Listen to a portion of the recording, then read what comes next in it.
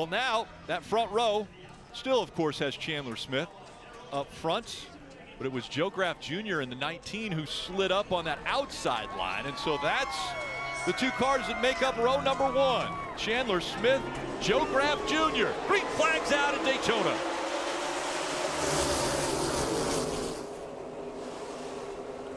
Well, we'll have to follow up on that 21 starting to the back. Can be no big deal, Rick, or can be a huge deal if you have an accident early.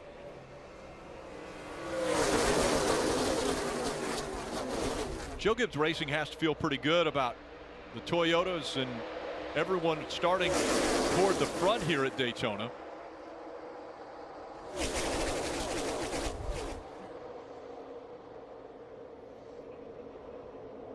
As they race 2 by 2. Dave, an update on that 21? Yeah, Rick, the team just informed me, and that was a scramble right there, that they were actually going to the back anyway after qualifying. The 51 big Clements is around. Also, the 21 caught up in it, Austin Hill.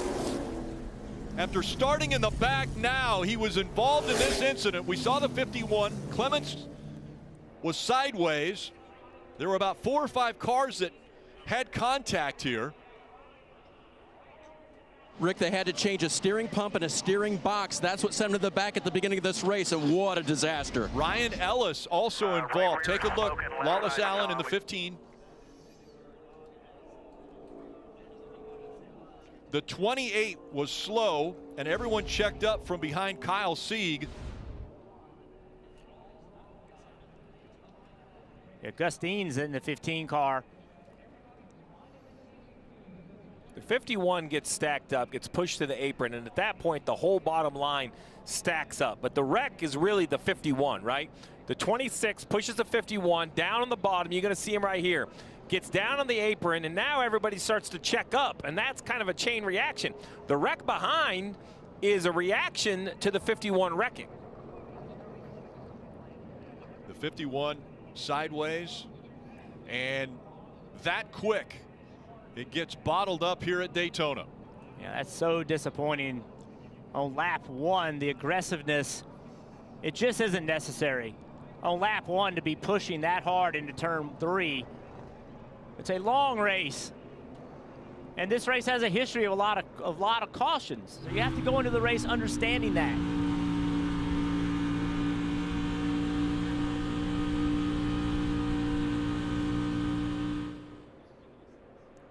And it was surprising because Jeremy Clements in that 51 looked like he went down on the yellow line, and then when he was self-correcting, just lost control of this car.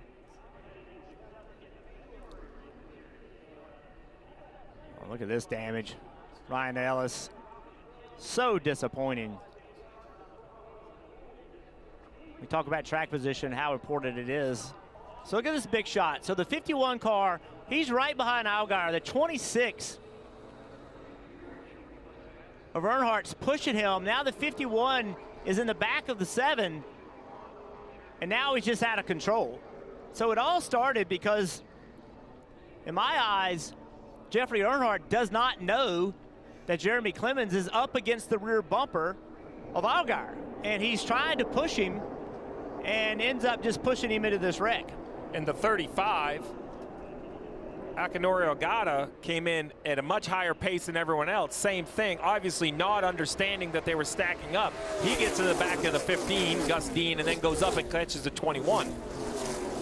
It looks so much easier in slow motion, right? When you watch it in real speed, it just happens truly in a blink of an eye. One car gets on the apron, we see some sparks, and next thing you know, they're stacked up. And we have to remind you, I mean, the rules are you can't lock bumpers. So bump drafting here is more just bumping a car and not locking up with another car. Yeah, so bumping, that's another banging. With Jeremy Clements, who was probably right on the 7, was probably trying to get off of him and then got hit from behind. And I'll add one more. You know, that's going into turn 3 at the first time. They're really not even full speed yet. I mean, they're close, but they're not to the speed they'll see through there the next lap. The first Xfinity race I ran here, Harry Gant asked me, he said, what are you going to do today? What's your strategy? I said, I'm going to go to the front. He said, take it easy the first lap. I wrecked over there in turn 3, and he motored by me under caution the next lap, and I could hear him. I could almost hear him laughing at me. You know what I mean? Like, Buddy, it's lap 1. Take your time. Well, it was lap 1 here, and the caution already out in the Xfinity race here at Daytona.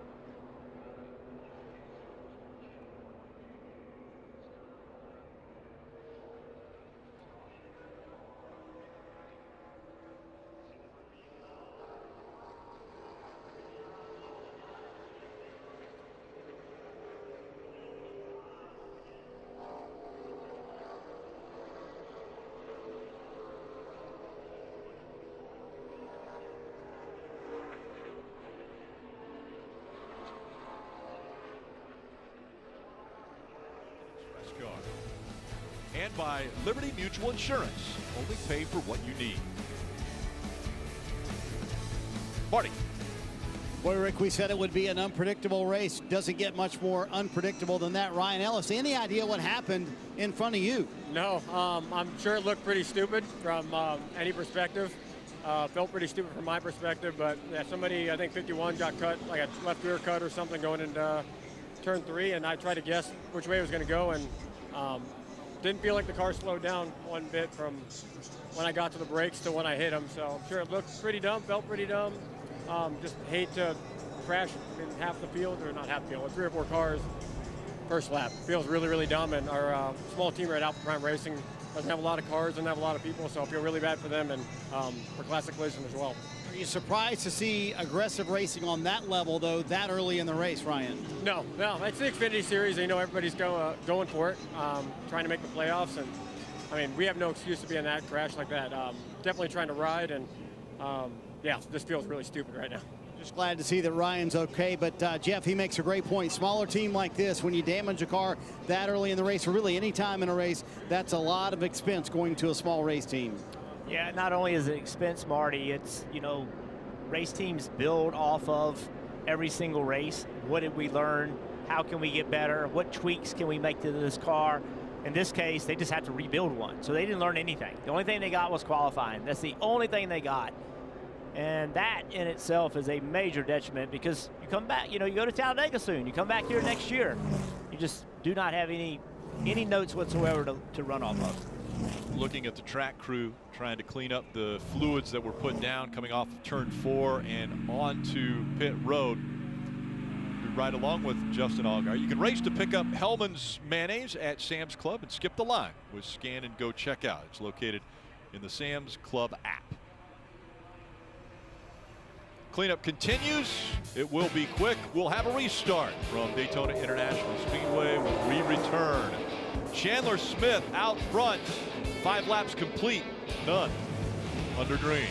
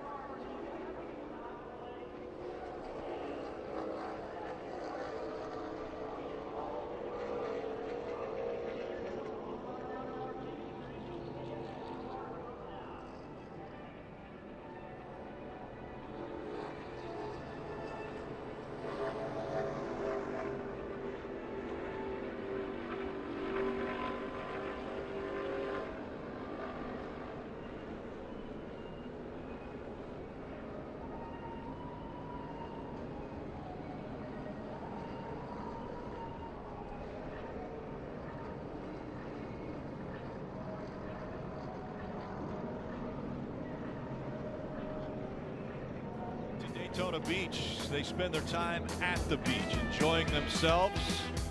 And I'm sure that Gus Dean, making his first Xfinity Series start, would much rather have been at the beach than in turn 3 when all of that happened to him, because not only was he involved in the incident, but then after they taped everything up, he was running around the racetrack and the engine expired on that 15. So his very first starts ends before he completed 1 lap of green at the Xfinity Series in Daytona. And you see this is under caution. He's running around. You see the damage to the front of the car, and they had already taped up a lot of the front of the car, and then the engine blows up. Steve, you were mentioning pretty convenient to have Speedy dry down before the engine blew. Well, I don't want to make light of the 15's night because you said it's the first race and it's got to be super disappointing. But I said during commercial, I'd never seen oil put on top of oil dry.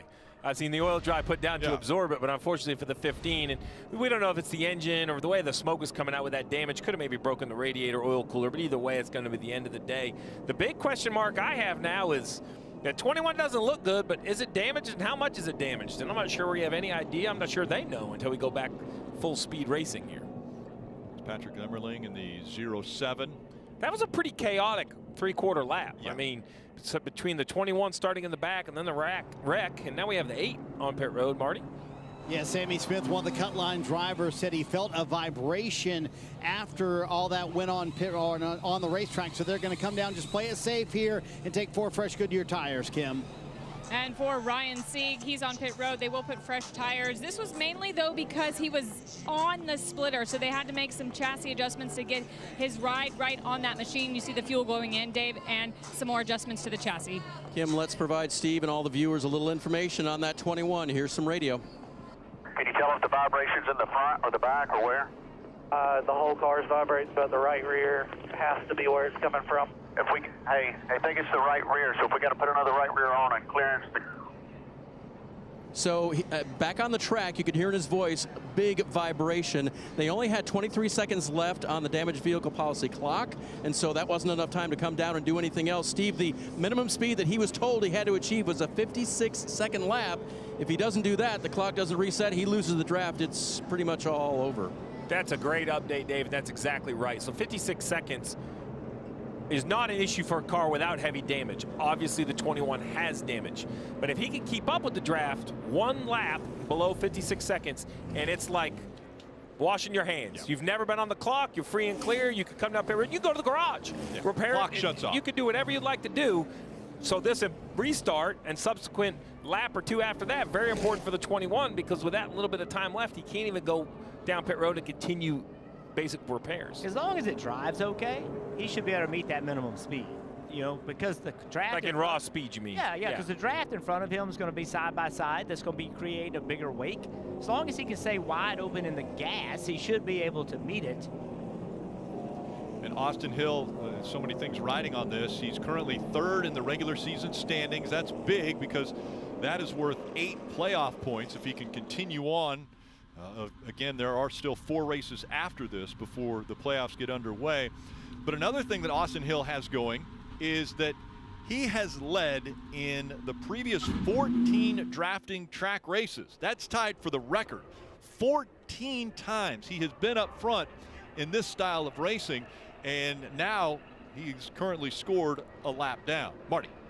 Rick, before they took the green, we talked to you about Sam Mayer and his problems in qualifying, having to start all the way at the very back of the field after a shifting issue during his qualifying lap, and they paid the penalty. He had to go all the way down to the apron. A little bit of splitter damage on the one car. Marty Lindley said they got most of that fixed up, but taking the opportunity here to top off here. Very early to do that, Steve, but why not? You were already at the back of the field. Yeah, it's just free fuel you can put in your car. It's just messy, Rick. It's a messy start to the race. You know, we don't really see practice. We see one lap of qualifying. We don't really get to see any drafting. And now with that accident in turn 3, here we are 9 laps into the race. I'm not sure I'm any more educated on who has good cars or bad cars. What we do know is my eyes are going to be on the 21. He is a lap down, but the #1 goal for that 21 is to find minimum speed and try to continue their effort. I want to let you know the 35 of Akinori Ogata was checked and released from the infield care center, also involved in this one.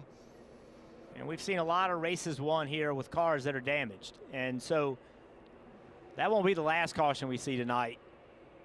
You just can't quit. Austin Hill, even Austin Hill, if he can get back in the lead lap and you get a chaotic race.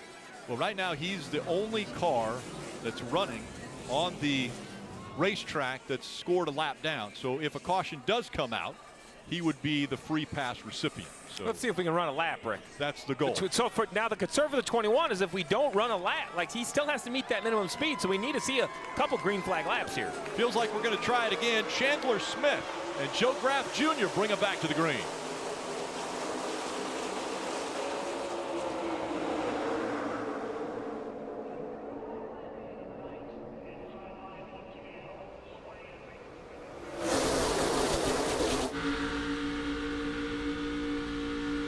Pretty organized so far.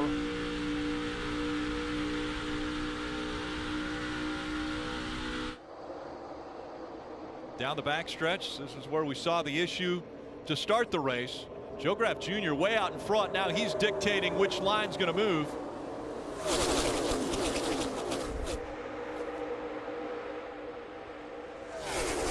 Stays in front of that outer line, and here comes Chandler Smith, and going through the speedy drive. That's what you're seeing. So Chandler Smith right now, he's spending a lot of time looking in the rearview mirror trying to figure out which lane he has to block. You see the damage on the 21 car. He's actually losing the pack a little bit. That's not good. No, he's going to have one shot at this right here, Rick, because as he gets further back, he's just going to get slower and slower.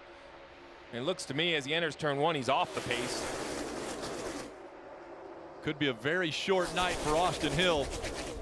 That's opportunity. We talk about this race being an opportunity for the playoffs without the Cup drivers. Well, Austin Hill being out also has to be a huge opportunity for the rest of the Xfinity Series regulars. He's just so dominant this style of racing. Although you see his teammate Jesse Love says, what do you mean, Austin Hill? I want Talladega. Yeah, 3 wide. Now who's going to go with him? Creed is standing back here going, okay, I think I need to stay with my teammate. He decided to go to the bottom of the racetrack. In the middle now, who is going to go with Jesse Love? Is he going to go all the way to the back of this pack with that move? He has Anthony Alfredo behind him in the 5. But 2 cars definitely are not going to work as well as this pack. Yeah, so that was a move that he made, and just no one was committed to go with him. Riley Herbst tries to go up the racetrack. He wanted to take the lead away, but the block put on. Allmendinger out in front of this field. A.J. Allmendinger in the 16. It wasn't pretty. Mission accomplished. 21 of Austin Hill met minimum speed. His night will continue. It wasn't pretty. No. Here comes Riley Herbst on the outside. He's going to try to take the lead away.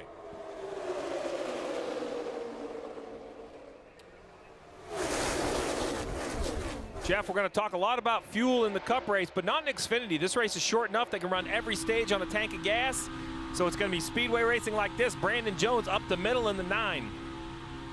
Dave, how about the 21? As he comes to pit road, Rick, listen to this radio. This vibrates so bad I can't even breathe. It's, I don't know what the is going on.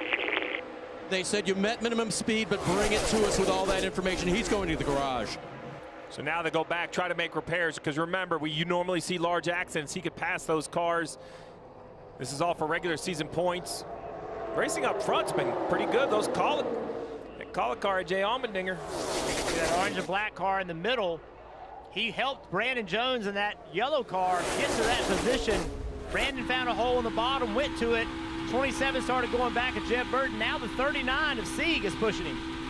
Riding along with the wheeling on board of Jesse Love. And this is how chaotic it gets. He gets right up to the back bumper of Cole Custer, but doesn't make contact. That middle lane is opportunity in these cars. If you can get enough people to go with you, you can make gain there. 3 wide now around Daytona. 3 wide for, what, the top 20 positions? Unreal. Look at Brandon Jones. He jumped on the outside.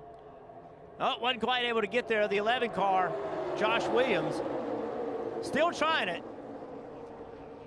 Well, Steve, the top 21 were separated by less than a second. It's going to be like that all night long. And the problem with 3 wide is this is what we talk about. Track position does matter. Where are you going to go? Even if you have the best car in the field, this is gridlock traffic. I mean, look at all of these onboards. Everywhere you look, there are cars. Every lane plugged. And Jeff, how much right now is A.J. Allmendinger or Chandler Smith looking in their mirror as opposed to out front? More in the mirror than out front. I mean, you just have to. You have to decide what lane you're going to block, if you can block it, determine if there's enough speed coming from behind, if you should make the block. Every driver you talk to, Rick, says, I think we could win if we're just around at the end. Here comes Parker Kligerman on the inside in that number 48. I like what Chandler Smith is doing here. He's kind of committing to that top. That looks like it has the most cars in it. If he does that consistently, Jeff, I think the numbers will continue to grow. And this is a fast race. First stage, only 30 laps, over halfway done there. That time, Allmendinger went up the racetrack to side draft that outside lane to slow him down. Because I think he sees what you saw, Steve. That outside line is starting to get formed up. And that's what happens, right? It's people in the 3rd lane, the bottom lane, on the WLO line, they feel like they have to make a move. They start filling that outside lane. Second pack is falling off just a little bit. Yeah, so now everybody's trying to think about, can I get to the top?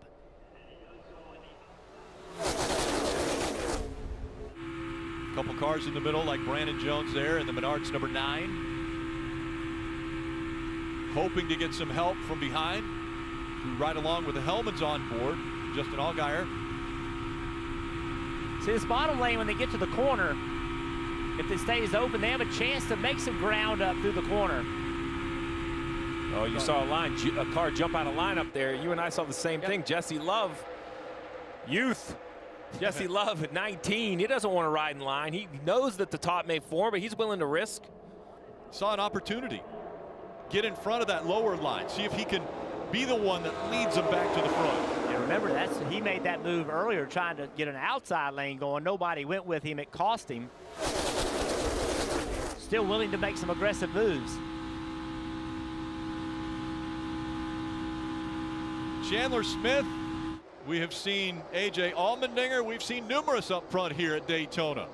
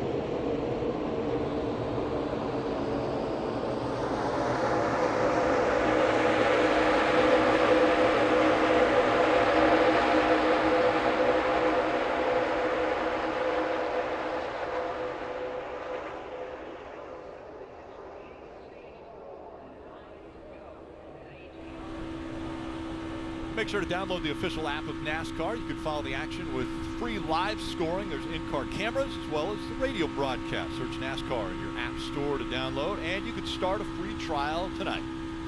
You're watching the Wawa 250, powered by Coca-Cola, and already 21 laps complete. Less than 9 to go in stage 1. There has been a caution already. It came on lap 1, but right now, A.J. Allmendinger out in front of Parker Kligerman in the 48th and the 81 of Chandler Smith, who started on pole. Here comes Allgaier leading this lower line.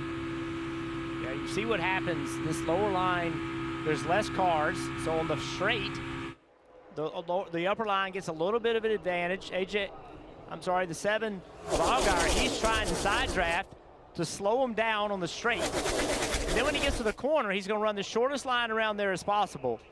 And see, he'll make ground in the corner. All that's great. He's like, all right, I'm making ground, I'm going to the front.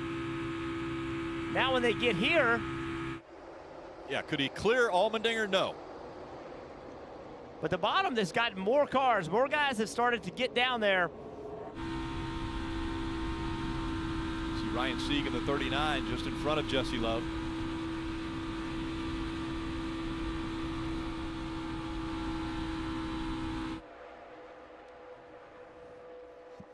Dave, how about the 97 in his progress? Rick going nowhere from his 19th starting spot. Here's why. Wheels on the rear end's way out of the track, and I'm just all over the place.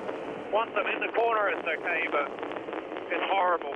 Copy that. It's probably a lot better when there's nobody behind you, right?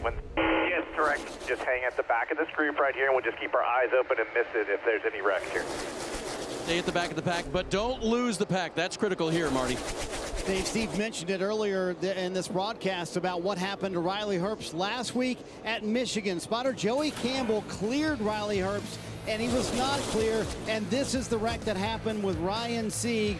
And then when they finally were able to meet on Tuesday, they sat down, and Joey walked in the room and said, hey, that was my fault. I did not think that you were going to hit anyone. I thought you were actually clear. And Riley joked, said, hey, listen, man, I've made so many mistakes listening to you when I didn't pay attention. That's okay. We all make mistakes. And then Jeff, Davin Restivo, the crew chief, said something very interesting to me. I asked him, were you worried about what happened coming into Daytona this week? He said, no, as long as the trust was still there. And I could see in the meeting that trust was there. Is there a place, Jeff, where you have to trust the spotter more as a driver than Daytona or Talladega? I think this is the very most important place to trust your spotter. And I think after that, you can't let one incident completely change your relationship. And those two guys didn't. And you can see why a spotter is so important. This battle at the front with only 6 to go for this stage in, it is intense. When your spotter says to do something, you have to have been looking to make sure it's right, but you have to trust them. And you got to make that move. After winning a week ago in Michigan, the 7 of Justin Allgaier back out front, leading this pack now. It looks like a center line is starting to form. So far, Jesse Love has been the guy that's willing to make a move. And just like there, multiple times he makes a move and then the people hang him out. We'll see how far he falls back or if he's able to find a spot. Well, Cole Custer picked up to his rear bumper. We'll see if he can push him through the middle of this pack. And just that quickly, they both head back. I think it's not driving well. I saw the 2-car moving around quite a bit in the middle of the corner. I don't think he's able to stay wide open in the gas. All right, let's see which drivers are on the move, brought to you by Ashley Furniture. This is since the restart. Sieg and Clements, big gains, 25 and 20. And then Sammy Smith, 18. Huge for Sammy Smith and Ryan Sieg because both of those guys are right there at that cut line. And with 4 laps to go, the top 10 are going to receive points at the end of this stage. Parker Kligerman riding in 3rd, doing a really nice job. Kind of almost conservative. I was a little concerned at one point when he was on the bottom, but he's found a spot on the top. So at some point, Parker's going to have a decision to make, and he may have already made it. That inside line could get formed and get going. Does Parker move down and try to lead that inside line?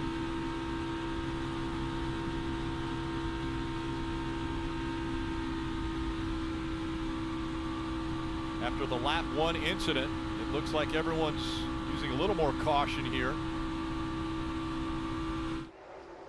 Coming up on 2 to go, Kim. And as we look, Justin Allgaier out front right now, and it was crucial for this team to have days like they had last weekend at Michigan. That's scoring 50+ points in the race. How do you do that? You win stages. Right now, Justin Allgaier positioned to win this stage. A lot can happen, though, before the stage end with 3 laps to go in stage 1. And keeping tabs on where the other guy in the regular season points battle is, Cole Custer currently 17th, not in a position to earn any points. That gap coming into the race between Justin Allgaier and Cole Custer, Justin just 12 points behind Cole coming into Daytona. Yeah, remember, Cole Custer was just behind Jesse Love. They were running in the top 10, and as Kim just mentioned, now outside the top 15. It happens that quickly here at Daytona. Well, now it's decision time. If you don't think you could get stage points, miss this wreck, because it's so many times we see wrecks coming to the end of the stage. So if you can't get stage points, why get yourself up in the middle of this? You're making an early prediction there as we saw Chandler Smith dive to the bottom of the racetrack, hoping to use some of that momentum. Will he be able to hold on? He was 4th when he got out of line. He's going to be able to slide back up. 1 lap to go in stage 1.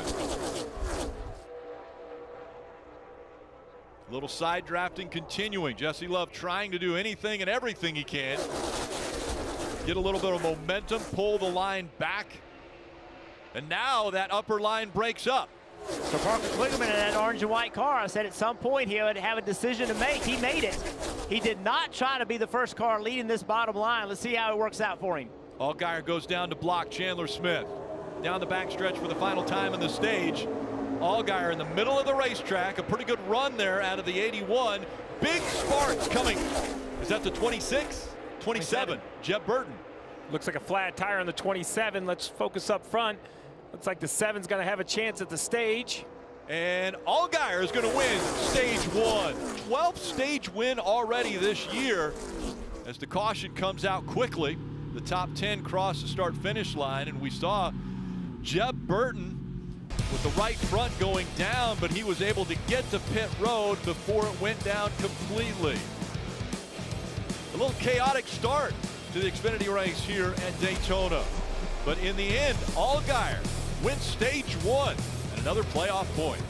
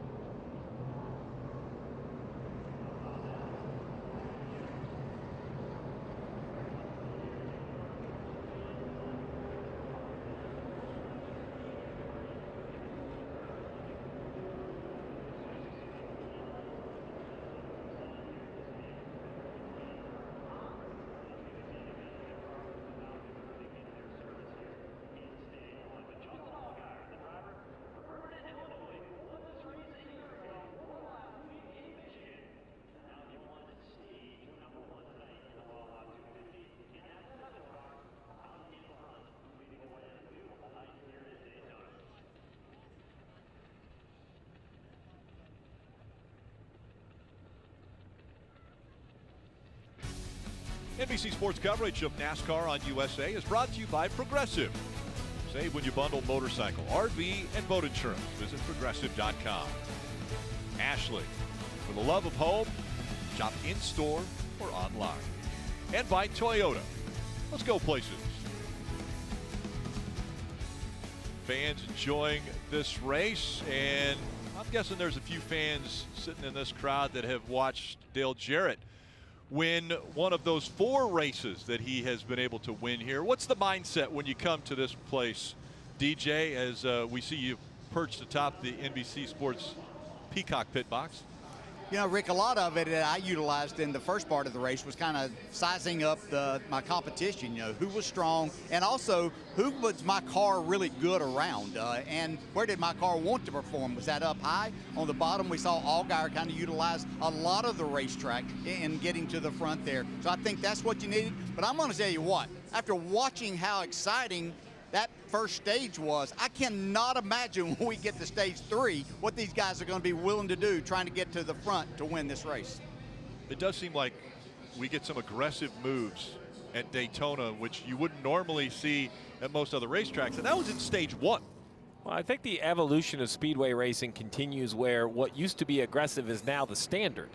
And if you choose not to make those aggressive moves, you just continue to get cycled to the back. Now, when the big wreck happens, you can say, look, I missed it. But if you look at those 10 names right there that scored stage points, they all had to make an aggressive move at some point in the closing laps for sure.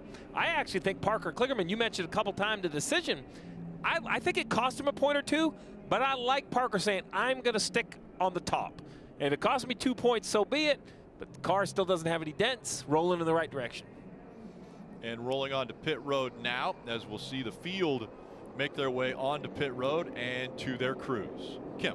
And you'll see Chandler Smith top left. He said, I'm a 2 to 3 number, 2 free down the straight, just no grip. Just now there top right, your stage 1 winner. Despite that, he said, my balance is awful, to be honest. Tight at the 3/4 mark, wrecking loose off. I cannot take a push to save my life. They'll look for a big adjustment there, Dave. AJ Allmendinger needs an adjustment. His car's not bad, just a little free off the corner. He'll get 4 tires and fuel, Marty.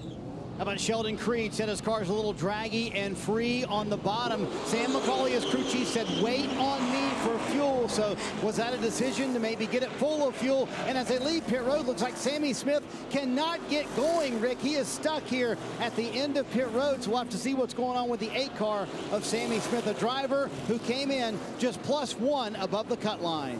Issue with Sammy Smith leaving pit road. Issues with Jesse Love getting into pit road. Oh, man. Very, very fortunate no crew members were hit. And they could pit it backwards like that, and they did.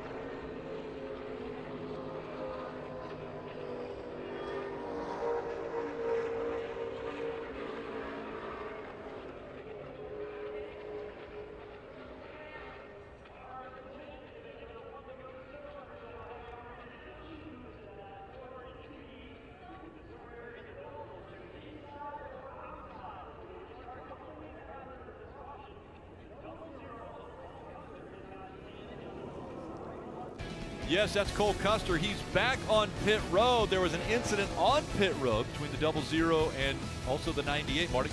Yeah, teammates actually making contact here on pit road, and it looks like Riley Herbst is going to get the worst of it. There you see the contact there. Custer getting in to Riley Herbst in exactly the wrong spot. In fact, Herbst said, I think my track bar is broken. And, man, he hit him right on the left rear wheel, Steve. Yeah. I mean, absolute chaos is right. There's been so many issues. And you see Jesse Love getting spun at the top of your screen. Ryan Truex, he just missed his stall. You know, he drives this car on a limited basis. He doesn't see that sign every week. I'm looking around for the full moon. Yeah. This was an interesting situation right here. Normally the crew chief will call the driver out. Like, this is when you need to go or not go. That happened so quickly, Steve, as far as the 98, the 00. I'm not sure if anybody made a mistake there or if that's just bad luck. I don't know. Yeah, watch it again. A little bit of bad luck, because I think the 98, he doesn't really swing out. He kind of almost drives out straight, and the 00 almost pulls into his left rear. Just unfortunate timing, Marty. And Davin Restivo just told Riley Herbst the track bar is fine. He thinks it was the left rear tire, and I'm looking at the wheel. You can see literally where that contact was on the wheel, but the track bar is fine for Herbst. It almost caught the wheel, and instead of smashing the nose back, it pulled the nose forward and off the 0-0. Yeah, almost Bumper. peeled it off the front of the car as they are getting ready to come to the green flag here for the start of stage 2, and now the yellow lights come back on, so they're adding a lap. So that's definitely going to help the 0-0 here. Well, there's just a lot. I mean, this has been an absolute chaotic race. Yeah, so let's watch what happened again.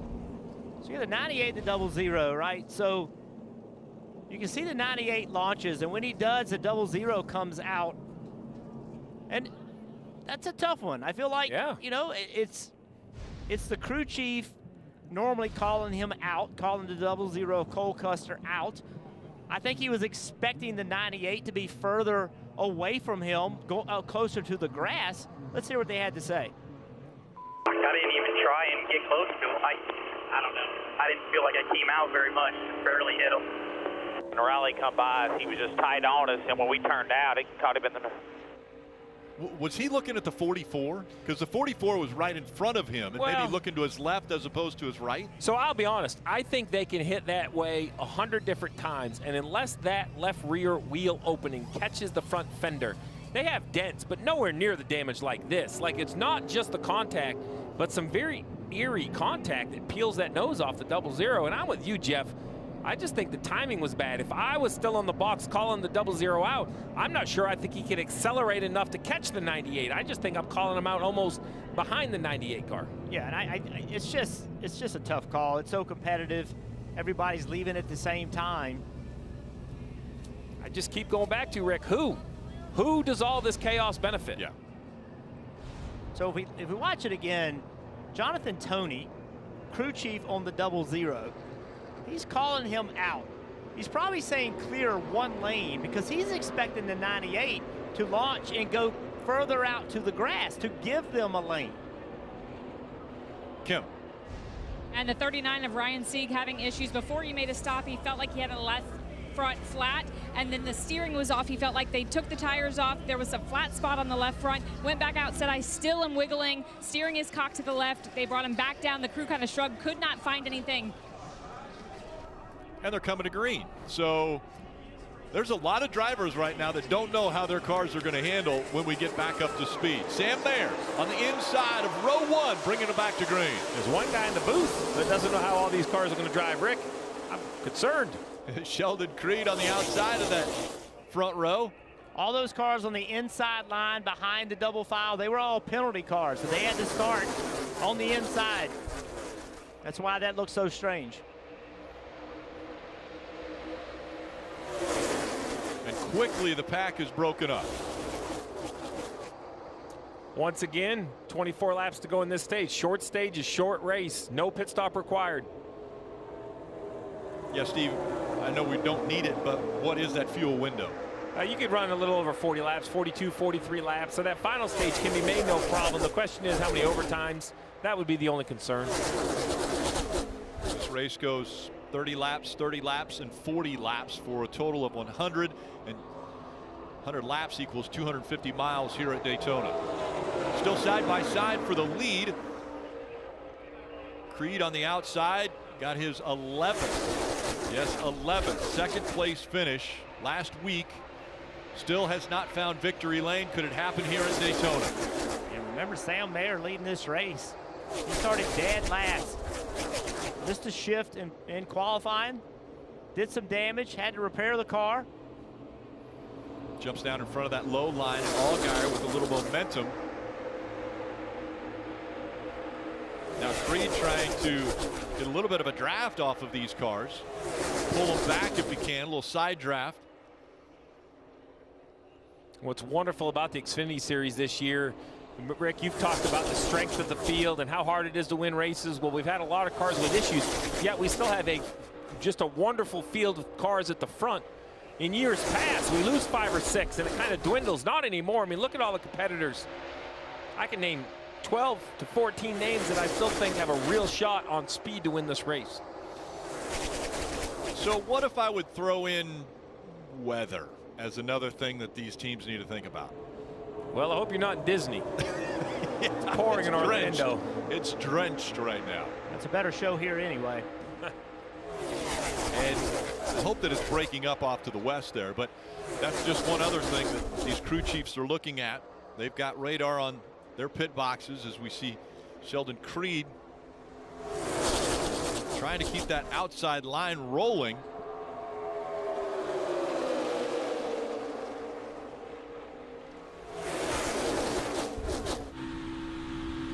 Kim, how about the 51 and Jeremy Clements? Yeah, currently running in the 12th position, and with his start tonight, he ties Jason Keller for most consecutive starts in the Xfinity Series at 382. And I asked Jeremy how he felt about that. He said he actually didn't realize the stat until today when somebody asked. He said he didn't set out to do that, but here we are. He told me I'm either crazy or hard-headed, but what it does say is that I love to race. Being a small team is difficult, and it has its ups and downs, but the ups are absolutely worth it. He did ask at the very end, he said, so if I start next week, I break the tie and I become the all-time consecutive start leader? And I said yes. Well, I'm glad you delivered that good news. You know, he has 485 career starts, so I know it's a little ways off, but he's 2 years away from catching Kenny Wallace for the most starts ever in the Xfinity Series. Right along with the wheeling on board of Jesse Love. That outside line, you see the momentum. Also, as we were riding on board, you heard him have to get all the way out of the gas to keep from running into the guys in front of him. And that's how those wrecks happen, is that laps start winding down. Drivers are less likely to get out of the throttle. Precarious position right now for A.J. Allmendinger. He moves to the outside. He was tucked in behind Sam Mayer, and they were both looking to block whichever line was running the quickest, but it was Allmendinger who moved to the outside first, and now that line has propelled him to the front. Parker Kligerman in the 48, pushing that 16. Allgaier, who won stage one, was trying to get that low line running again.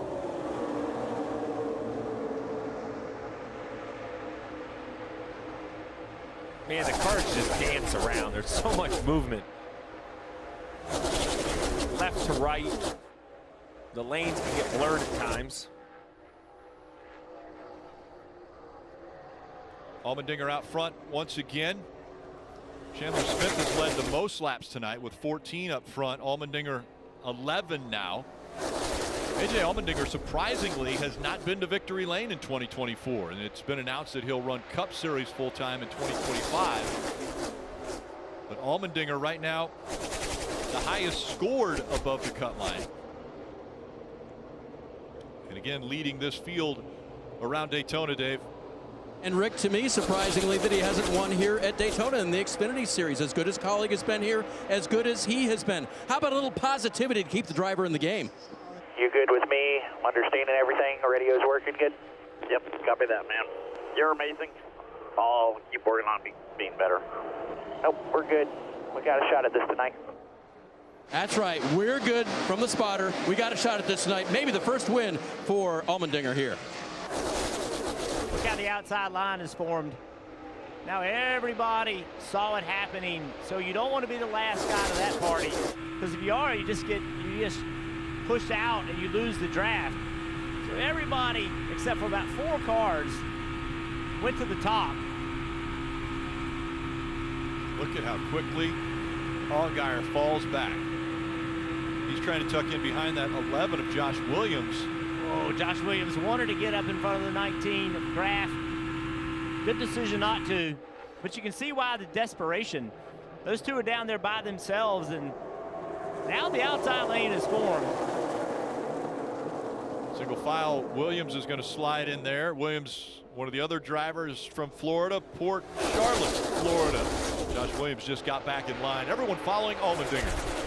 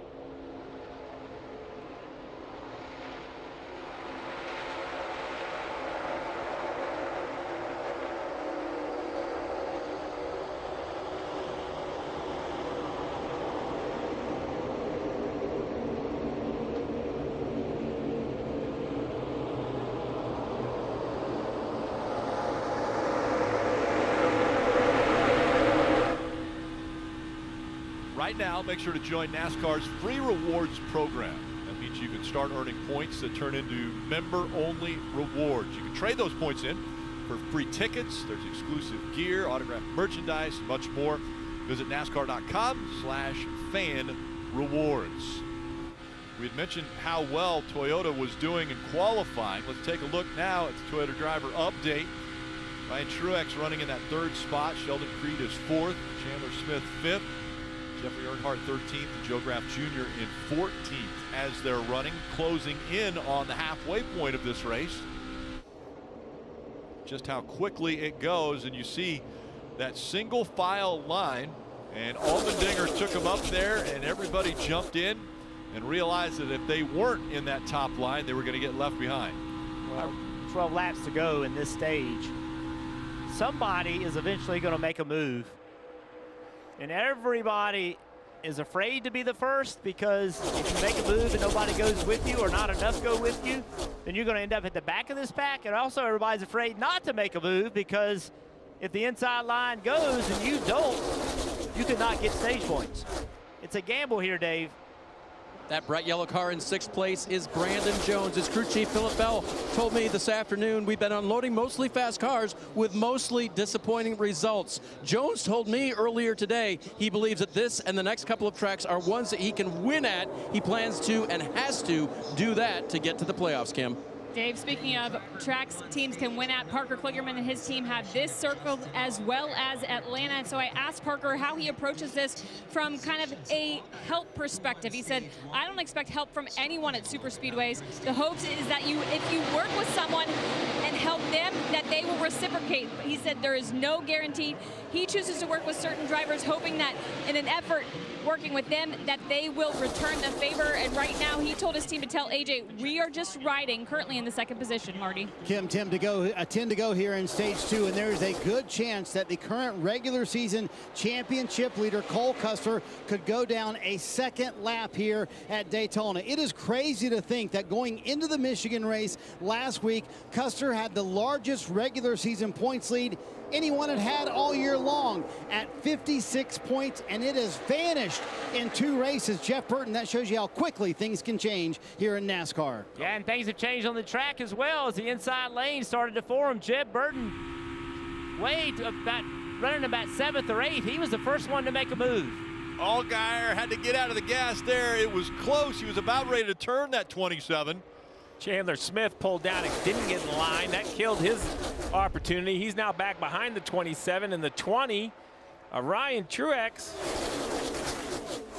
says, all right, I'm going to lead this bottom lane. I'll show y'all. Like 1 lap. It went to the top in 2 laps, and it went back to double file in about 1 lap. So if you're Parker Kligerman in this situation that he is in as far as points, needing points, do you stay in line? Well, it worked in the first stage, and I agree with that. I think that he doesn't have to win these stages. So as long as you continue to have help like this where guys continue to jump up top, the 48 just needs to be patient and stay in that line. Yeah, what you can't do, though, is you can't get lazy and not protect the back. You can't let them put you 3 wide. Somebody drive underneath you, and now you're the only guy on the outside. We're seeing from the state water heaters on board, Burton still trying to keep that inside line running, Jeff. Yeah. He's the first one that jumped out there, and then others tried to be the guy that was in front of him and got real aggressive. Chandler Smith right behind him in the 81. That inside line still trying to find some definition. Only 4 cars down there right now as we're coming up on 7 laps to go in stage 2. I don't know if there's enough cars committed to running the bottom to make it work. I'll give the 7 credit, though. He is a side drafting machine right there on the straightaways. Look how close he's running up next to that 48. Riding along with Sheldon Creed, thanks to Toyota.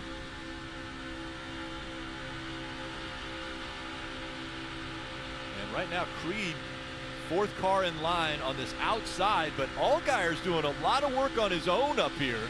Look at that. Steve talked about how aggressive the side drafts are. Trying to back up that 48. And now Allgaier is 5th. Dave, what about the 20 up front? really good. The only problem so far, that spin on pit road. No contact there, just on his zone. But trying to win for the second time in only his 8th start this season is Ryan Truex. The car was a little bit tight. They made a chassis adjustment that first time down pit road, and he's leading them. Allgaier cannot get enough help, as now Riley Herbst is behind him.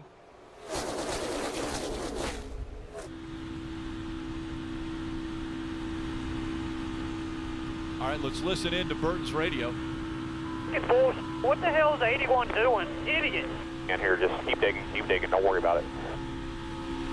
Well, he's frustrated. He's right behind him. Well, that was mentioning that 81 either following, but I think what it was when the 27 had to run on the bottom, the 81 jumped out of line too late, and he got the position where they had to kind of lift to not wreck, and it killed the bottom lane momentum. I think that's what that radio is referring to. I think he's already frustrated with the 81. Allgaier is fighting. He's on the inside now for the lead. He drifts back as they cross the start-finish line. Under 5 to go now. 98's to his rear bumper. That's going to push him forward. He's going to be on the lower line, so he's going to make some ground up right here. What does he do with it? Does he jump to the outside line, or does he stay on the bottom? And I think Allmendinger loves this. Let the 20 go down and block the bottom. See if that upper lane can get a little bit of a run. Now I like what the 20's doing. Top down the straightaways, bottom in the corner. There comes the 7 again. He gets to the inside. Will he have enough help?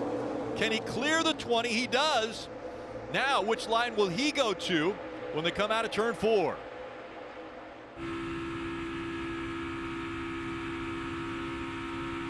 He drifts up the racetrack right in front of Ryan Truex. And all that is a result of all of that side drafting the 7 did. That hard work he put in to keep the location on the racetrack. I'm going to give a tip of the cap to the owner of this team. I think Allgaier has learned a lot from the way Dale Jr. used to race. Allgaier out in front. Truex behind him, Allmendinger, and then Parker Kligerman. Watch 98 right here. He's going to get a big push into turn 3. Whoa, got loose in there. Yeah, maybe a little too big of a push. 98 ended stage 1 with contact and with his teammate on pit road, had to pit multiple times, recovered all the way back to this position. Allgaier was able to block. 3 laps to go in stage 2. Let's see if that 98 and the 27 can make that work again.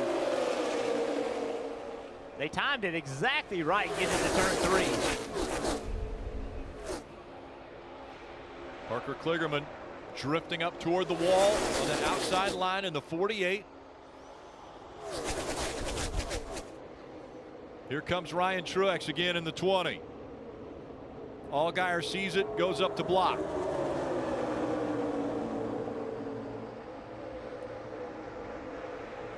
Now the inside line has some momentum. 98 of Herbst. Sorry, Rick, he's clear. Now he decides to go to the outside. Now back behind the 7. Now trying to get the lead. 2 to go.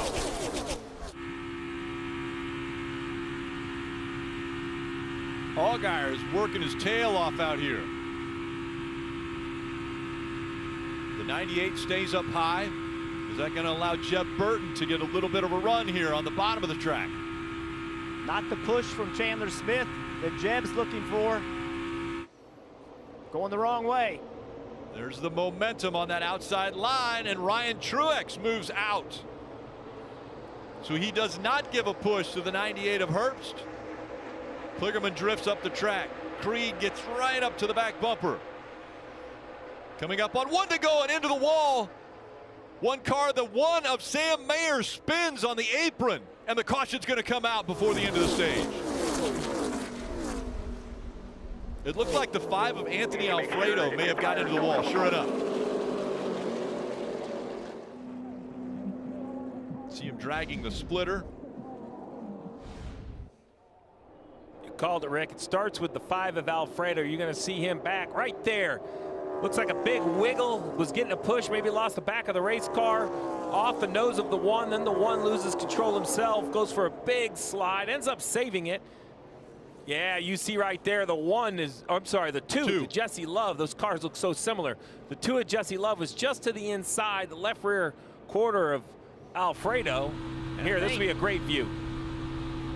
Yeah, up the racetrack, contact, and then behind them, I think Sam Mayer saw it happening and responded. Watch Sam. He's like, oh, they're going to wreck. And he does something and loses control of his car. Never actually spun the thing out, but lost a lot of track position. This is going to end the stage under caution, and so that will mean a sweep of stage 1 and 2 for Allgaier. That's the 15th time that Allgaier has swept the stages. Problem with that statistic, he's only won 3 of those times, finding the checkered flag at the end of the race. Wardbird. But it's Allgaier getting the stage 2 win.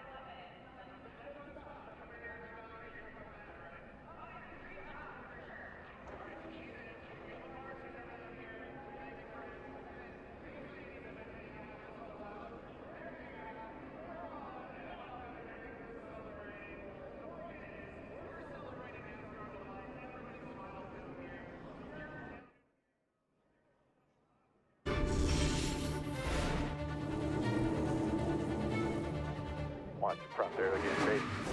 Wrecking. We're in it, guys. So stupid. Appreciate that. Breath. Crash, bad. Stop anybody. Then we're done. Caution's out, checker flag. At the line! Yeah. Let's go, boys. Let's go.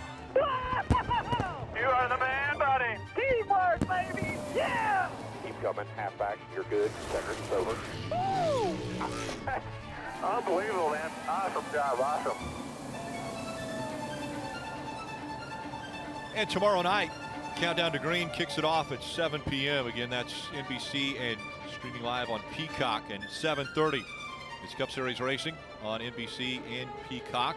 And Austin Dillon and Ricky Stenhouse Jr. have graciously allowed us to be a part of their teams in Stage 2. And a reminder, live coverage of every green flag lap tomorrow. So you don't want to miss it, and you won't miss any of the action. As the field now at the conclusion of Stage 2, making their way onto pit road, Kim. Justin Allgaier sweeping both stages, said, I don't need anything balance-wise, but I can't be bound up. I can't do what I want in traffic. My exit in traffic is not as good as everybody else.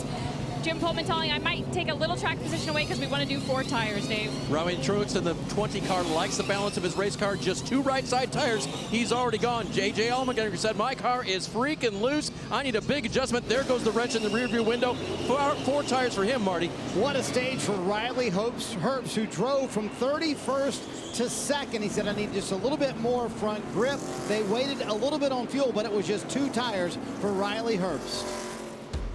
One stage remaining at Daytona where stock car racing was born, right there on the beach.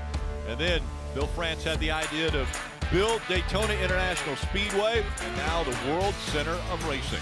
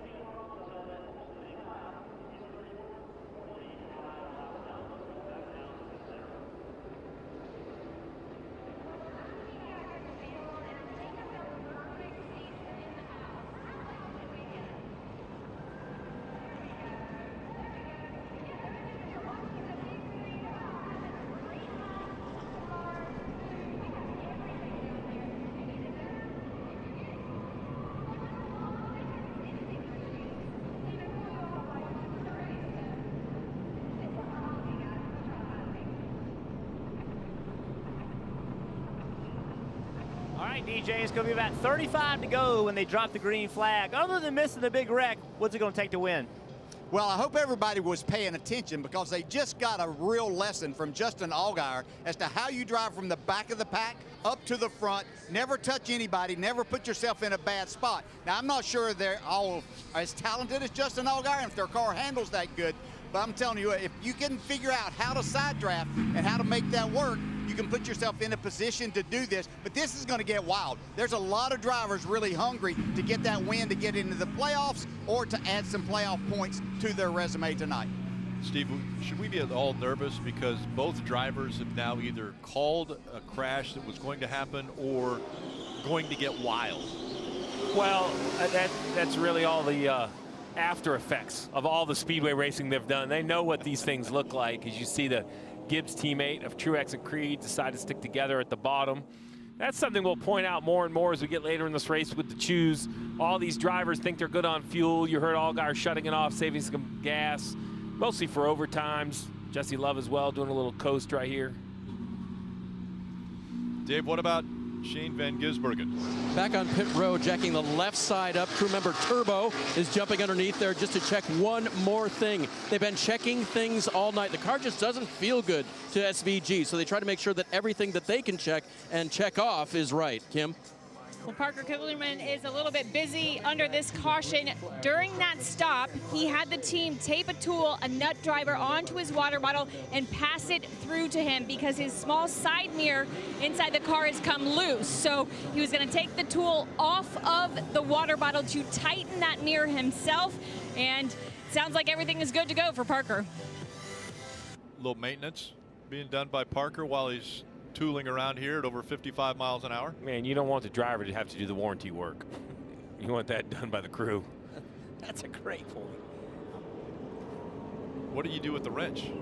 What wrench? What's a wrench? Done? Well, does that get you can either thrown out? rattle around or you're going to have to buy a new one because it's somewhere on the apron on the backstretch. Those things are expensive. Put it in the rocker panel. Good first two stages, though, for Parker Kligerman. 11 points. That's a plus, obviously, coming into this race. He wants to get every point he possibly can, helping him to possibly get into the playoffs. Yeah, and Ryan Sieg, you see in 13th, he has not gotten any points tonight. As we get ready for the restart, we're actually going to listen in to the spotter, of Jesse Love, and that is Brandon Benesh. 5 away. Ready. Green. Quarter in front to push. Quarter. Both lanes are tight. All 2x2.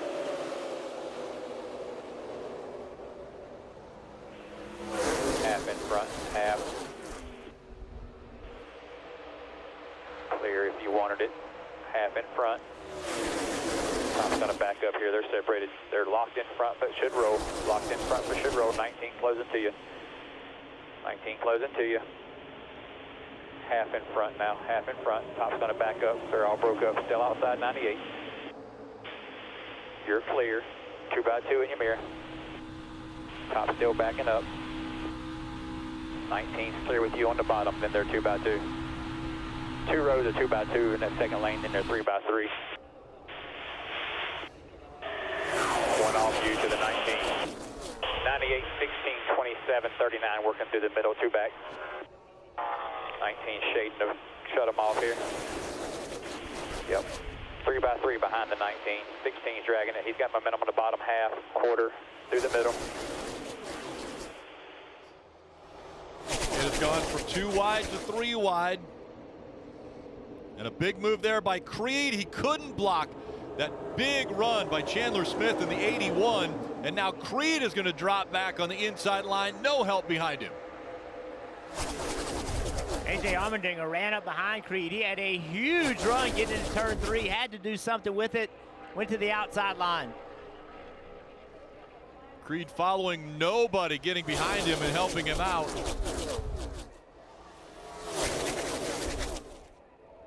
It's Truex and Chandler Smith still door to door as they work their way around this 2.5-mile super speedway.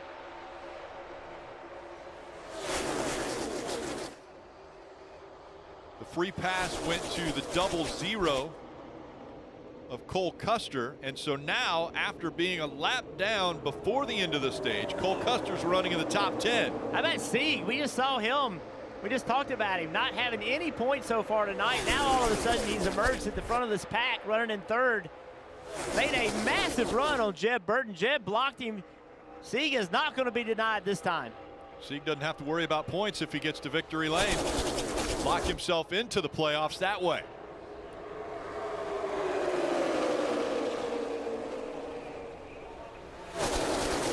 The 20 car of Joe Gibbs Racing has been phenomenal in 2024. 5 different drivers, 4 of them have won. John Hunter Nemechek has won twice behind the wheel of that 20. Ryan Truex has already won. He won at Dover earlier this year. How about the 5 of Alfredo? We saw him make contact with the, oh no, the 9 going around. Brandon Jones in the concrete, the asphalt there, and does he stay up the wall? He will, and he's trying to stay out of the grass. You're all here. You get back to the apron here. Brandon Jones is very thankful that all that's fresh pavement. That would have been grass years ago. And so he slid. Tires are good right here. Don't pit right here.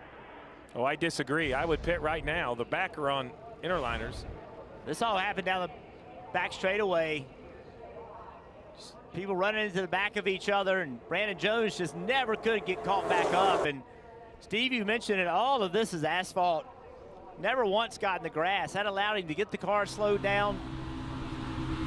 Bump right there, another bump. Now he's out of control, and fortunately there was a place for him to go in that bottom lane. Normally there's a car there. Yes. And it causes a 15-car wreck, but in this case, the seas parted, and down the racetrack he goes.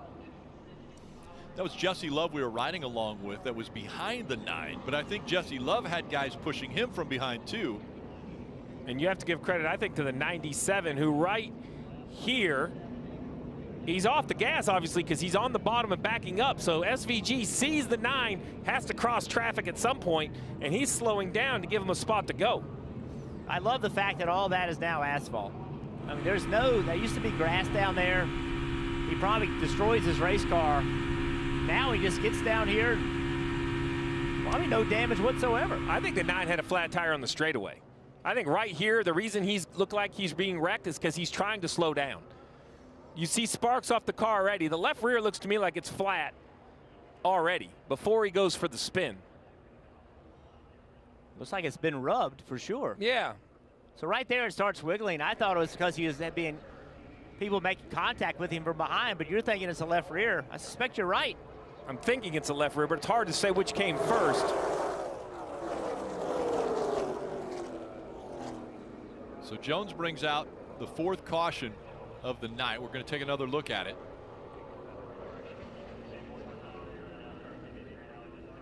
Look at that. Look how fortunate that is. Not just for him, but for all of those guys. There's a place for him to go. That happened so quickly. I mean, everything's going great. Next thing you know, you're trying to catch up to the back of the car. And when he started left, he knew he was going to be in a wreck. Like, he knew there was no way he wasn't going to be contacted.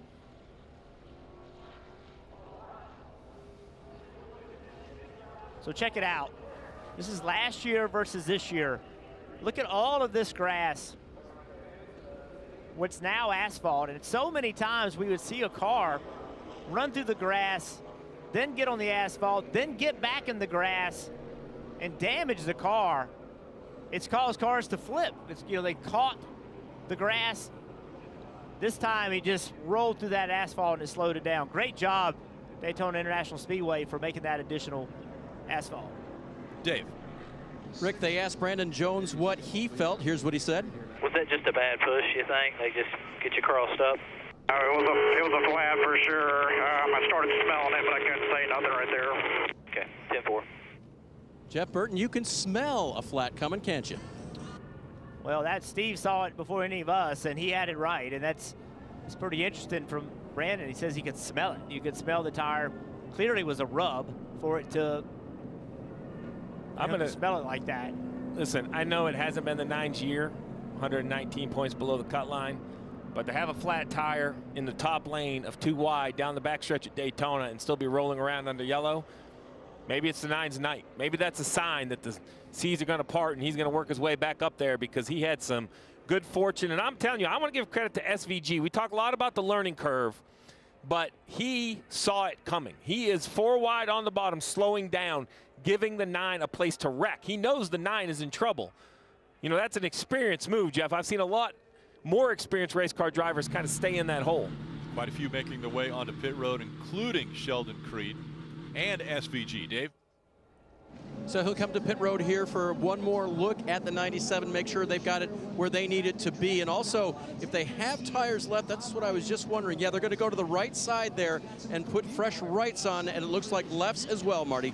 Dave, on the stage 3 restart, Sheldon Creed started pretty far towards the front of the field, but then lost all of his track position. He was 16th when Sam McCauley said, do you want tires to try and come back up through the field? Sheldon said, I will leave it up to you. So they take that option. Fresh Goodyears for Sheldon Creed. Also Cole Custer here on pit road, still trying to fix the nose of that race car, but they did stay on the lead lap. They never got lapped one more time, got the free pass again, and actually they were racing in the top 10, even with that damaged race car. Jonathan Toney making the call to come down and fix that up a little bit more. So the caution comes out for Brandon Jones, and very lucky that this was just a one-car incident, and he is still rolling here at Daytona. We'll have the restart when we return.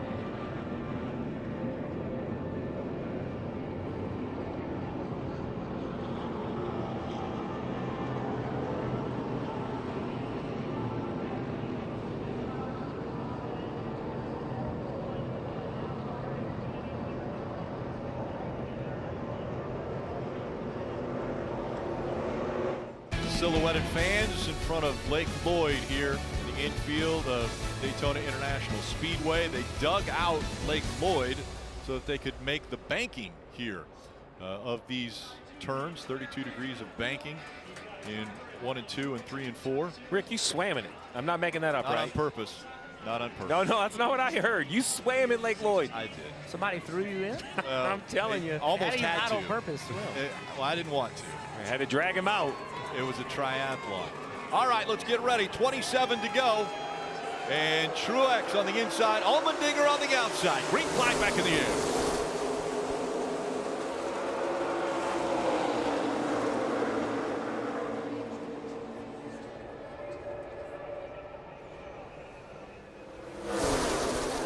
Outside line getting a little momentum built up.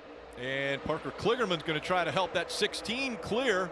Those two have been connected all night long. We talk a lot about building trust and who you're going to work with and who's your partner. Well, Parker Kligerman and A.J. Allmendinger, they have been connected every opportunity they have. Ryan Truex trying to pull them back with a little side drafting there.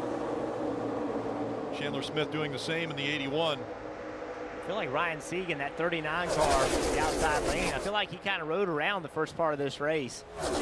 He is not riding around anymore. Before that caution came out, he was the most aggressive race car driver on the track. We'll see what Allgaier's going to do with this little move. He goes to the inside. Will he make it 3 wide? He does. So Parker, most of the night, has been stuck to the outside. He's got stage points, been very confident in the outside. This time, Kim, he went to the bottom. And you guys mentioned Parker Kligerman working with A.J. Allmendinger. Here's the conversation on the 48 radio about that pairing. I'm not sure that you and the 16 can beat these guys together, okay? No, I know what to do. I just was playing more of a little bit of defense there. Get ahead of them, and I can make them work with us. It's just going to take some big moves. So you heard the doubts from crew chief Patrick Donahue, but it sounds like driver Parker Kligerman knows what he has to do, and we have not seen what this duo can do together here tonight.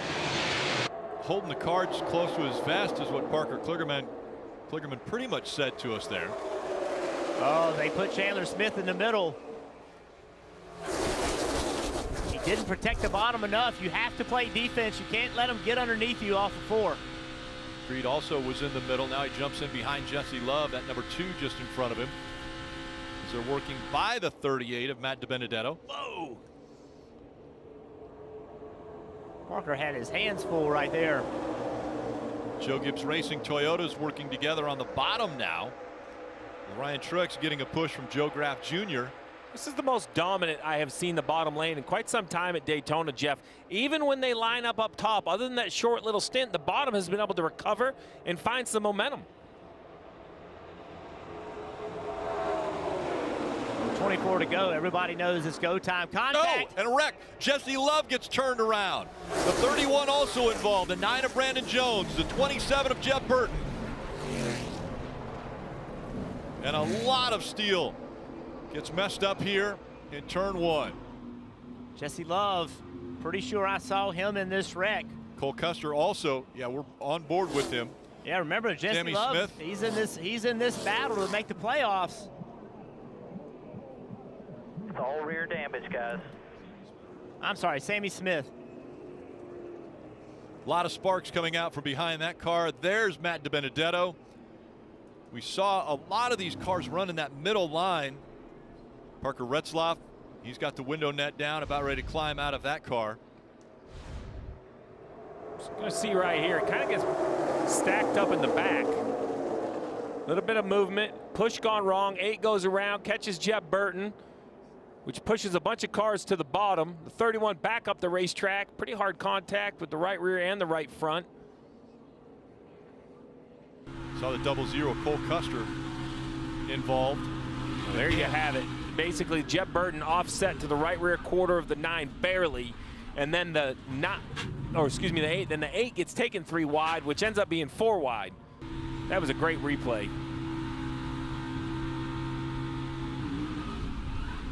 Here's Jesse Love across the racetrack.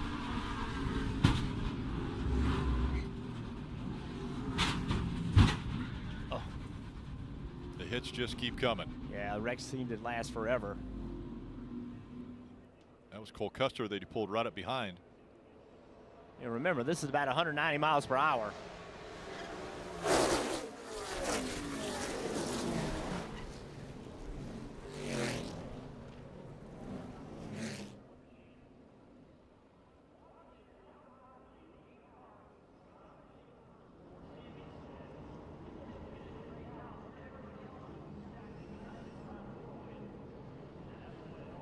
Right here, you see the 27. He's trying to get to the outside of the 8.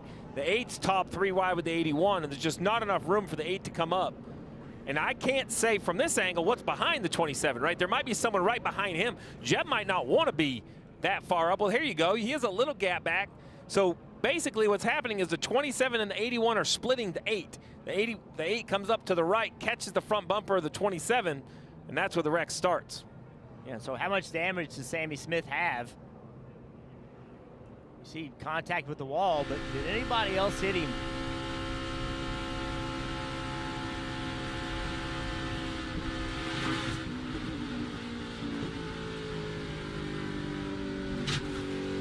Great job right there. Sheldon Creed, wow. And I'm not so sure the 00 ends up getting any damage here. I think he just ends up having to stop. He got into the side of the 38.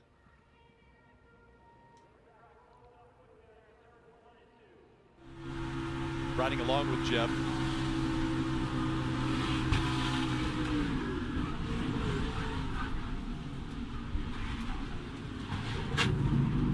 Everybody knows, right? You're inside 25 to go. They're all looking for some real estate. When you get stacked 2 and 3 wide, you have to almost create a different line to try to move through. Heavy damage on the 8, right front not turning. Marty. Rick, Adam Wall has asked Sammy Smith to shut the car off as they try to fix the right front, but it's going to be a healthy repair here as damage control for the 8 team. They were in a position where they were right at the cut line with Ryan Sieg virtually tied or 1 point behind, depending on what lap it was, and now all the damage here to the 8 car. So obviously massive implications here for the Xfinity Series playoffs. If they can get this 8 fixed and try and complete as many laps as they can, they could earn more points. But there you see right now, 18 below the cut line for Sammy Smith.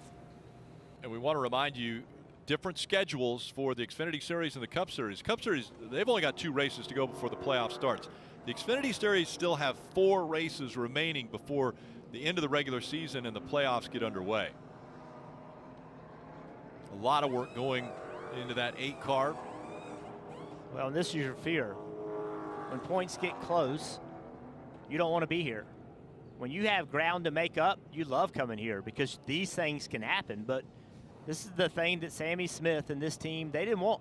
You know, they just can't afford to be in these accidents. Remaining 4 races, Darlington next week, then it's Atlanta. Again, Atlanta has now become a drafting racetrack, even though it's a 1.5 miles. Watkins Glen, the road course, and then Bristol.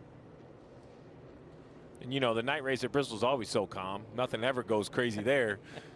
That's quite a finish to their regular season. More damage to the 00 as he is stopped on pit road, and they continue to work on that car. He had just gotten his lap back, and then this incident happens with 22 laps to go at Daytona. 5 cautions already. Still out front though, AJ Allmendinger.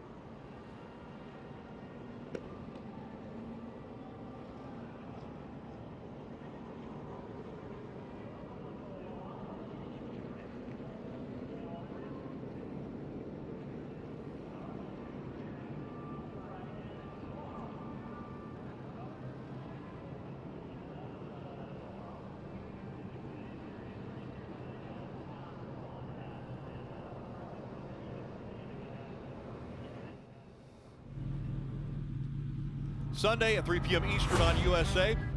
It's NTT IndyCar Series Racing from Portland. Remember, Alex Palou, he's got that 59-point lead in championship standings over Colton Herta. And Palou won at Portland last year on his way to capturing that 2nd series title. Again, that's Sunday. Pit road is open, and let's see if anyone is going to take this opportunity with coming up on 20 laps to go in this race. Yeah, I'm just not sure unless I had a really ill-handling race car or some other situation. I'm not sure I would come to pit road. So a couple cars at the back of the field have come to pit road. Marty? It's been a long night for Sam Mayer and Marty Lindley. They're going to come down pit road. The car is really not handled quite the way that Sam Mayer has wanted after the issue in qualifying earlier today. And where they were, they're going to come in and try and take tires here. They were 16th at the time, so you got to wonder, Dave, if these fresh Goodyear tires will help them maybe come through the field a little bit better. Team 97 had a set left, so they said, let's bring it down. Let's make one more adjustment. Let's put 4 fresh Goodyear tires on there and see what Shane can do. Remember, tonight is all about learning for this driver who is so unfamiliar to lots of things NASCAR, especially this type of racing. You can see now working on the left side for that final little adjustment, trying to get the car right for Shane Van Gisbergen. it all really hit home, Rick, on the radio for the last Speedway race. They told SVG, he's 3 feet off your bumper, and he said, I don't know how far 3 feet is. You got to speak in meters, my friend, from New Zealand. And again, this caution brings us to another restart when we return.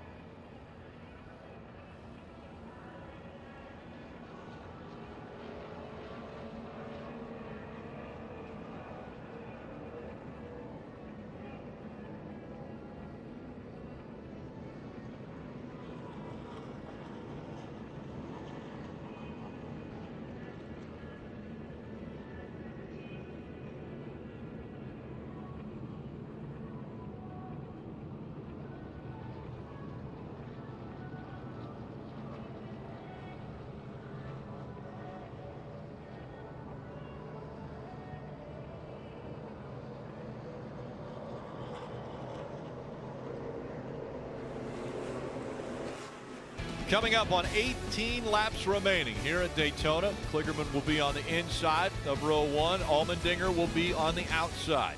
Parker Retzlaff in that 31 and Matt DiBenedetto in the 38. They have both been evaluated and released from the infield care center. Can it get more chaotic? Yes, for sure. That was a very quick answer. It was quick. Didn't even have to think about it. Oh, yeah. Look at all the cars still out there, Rick. There's a few. Ryan Sieg is behind Kligerman, and Ryan Truex is behind Allmendinger as we go back to green with 18 laps remaining.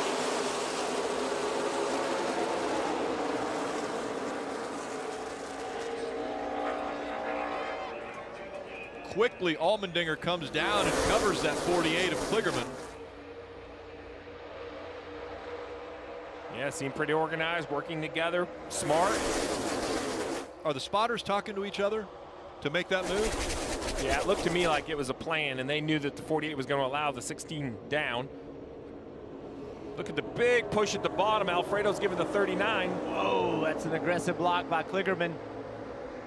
And that's why it's going to get more crazy, Rick. You asked, could it get more chaotic? Because the runs will be bigger and the blocks later.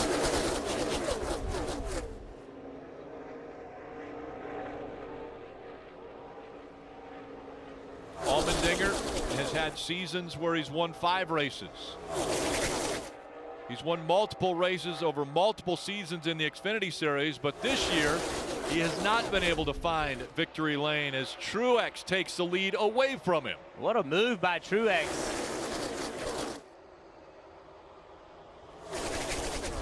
Now he's got help from Sieg behind him. So Truex had help from Sieg. Sieg drops all the way back, almost 3 car lengths behind the 20.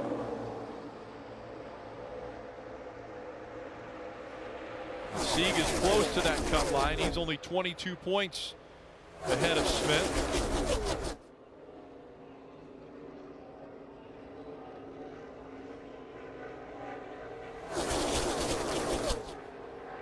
If you make the wrong move right here and you get hung out, it could be the end of your race. I know it's 16 to go. That seems like forever, but you want to be aggressive. Try to get yourself in position, but if it doesn't work out for you and you get stuck in the middle or get 3 wide on the outside, you have to be willing to make the aggressive move when it's time. You have to be willing to block. Well, there's a move, big move to the middle by Alfredo. The 7 of Allgaier jumps in line with him. So look what happened to Sieg. Like that in a second. He lost about 5 rows. And Allgaier, after winning the first and the second stage, got cycled back a little bit, but here he is working his way back to the front.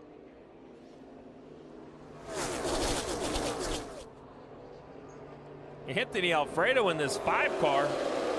Talked about him at the start of the show.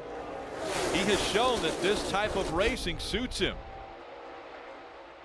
Was 4th a week ago at Michigan with this same package. And then a 3rd at Talladega earlier this year. Dave. Rick, when they come to big races like this, they put aside their motor that they own and they lease a motor from ECR. Yes, he's got the big lease motor in there this weekend, and he's showing that the horsepower is working in the 5 car. Some of these smaller teams, they cannot afford an A motor program for the whole year. So they get that engine on racetracks they think they can win on.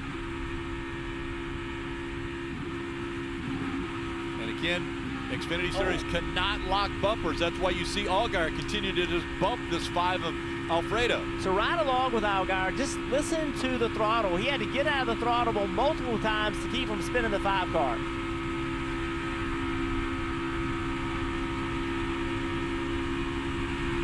Ryan Truex is just in front of that 5.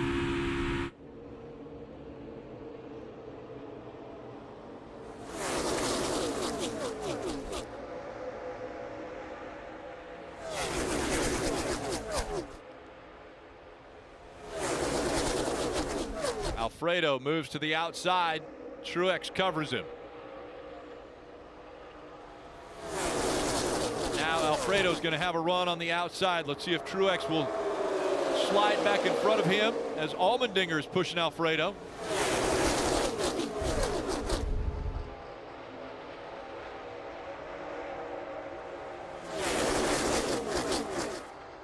Joe Graf, that car on the outside. He made a move, it didn't work out. He lost a lot of positions. Oh, good save. Once again, that asphalt, no grass down there, helped keep that from being a wreck. And we stay green. Sam Mayer in the 1, SVG in the 97.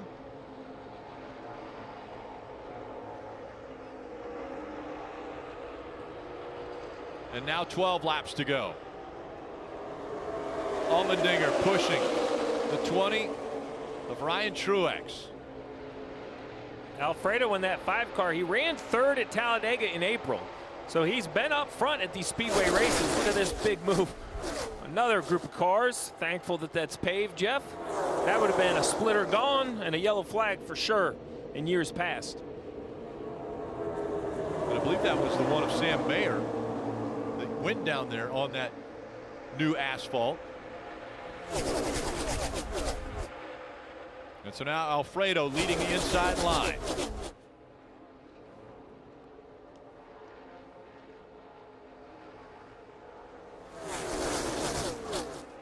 $12 laps to go. Truex in that 20 car. Now 11 to go. He knows to win this race, he is going to have to make a ton of aggressive blocks. He is looking in his mirror the entire time. Spotter's giving him information, what the outside lane is doing, what the inside lane is doing. That's his whole race, is block when you can, like this right here. But now that big run on the outside, I think they're alongside him. Kligerman has worked well with Allmendinger. Allmendinger out front. He now is in control of this race as he goes down to get in front of the 20. Anthony Alfredo gets hung out. He is now in the middle. Big mistake by the 5. He kind of was indecisive, got up a lane. You can't give the bottom of this racetrack up.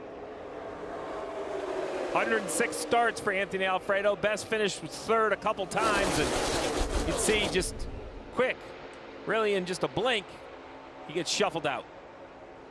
And no opening, either up or down. Now he slides up to the high line. Top's getting organized. This 20 and the 7 needs to be very, very careful as the 5's not done. From backing up to going forward, a huge run for the 5. Alfredo said, hey, watch this. I'll get a little momentum up high and I'll use it down low. We talk about the draft being the equalizer, but certain cars are better, and that Our Motorsports Camaro has pace. It gets a little shove and it just really runs.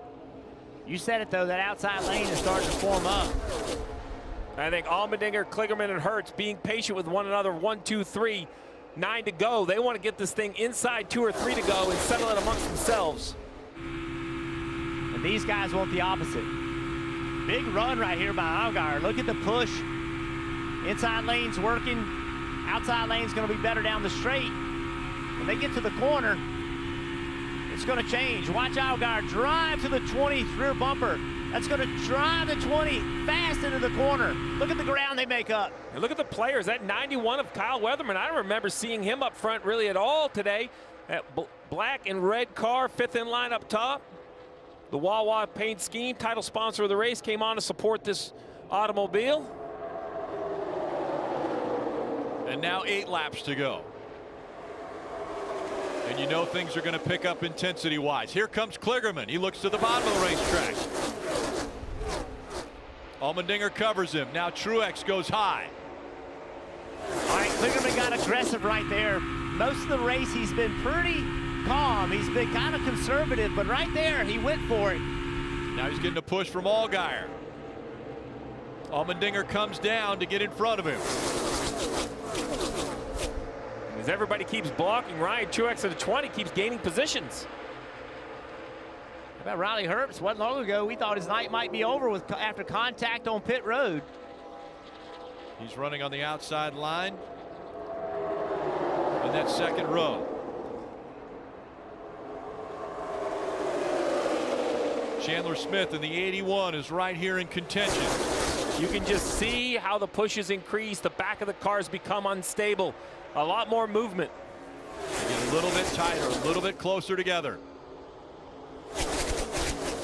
Now that inside line. Here's Allgaier pushing, bumping, 48.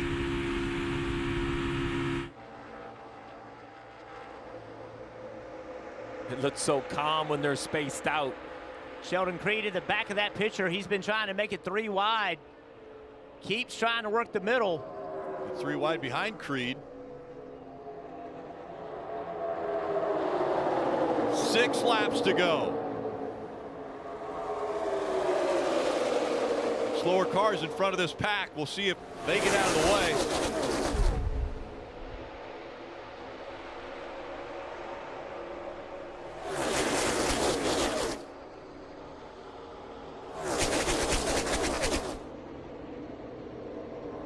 Allmendinger in control.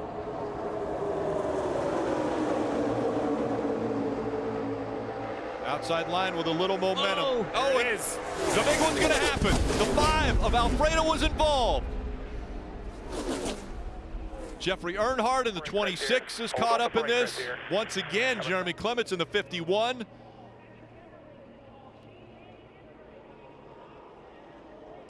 Looks like the 45, the hood up on that one, and Cesar Baccarella gets the window net down. You could see it was getting ready to happen. Guys are starting to push each other more. There's Jeremy Clements. Josh Bilicki in the Wawa paint scheme on that 92. You see the smoke rolling out from underneath the hood. It's completely filled up his driving area. AMR safety crew to these guys.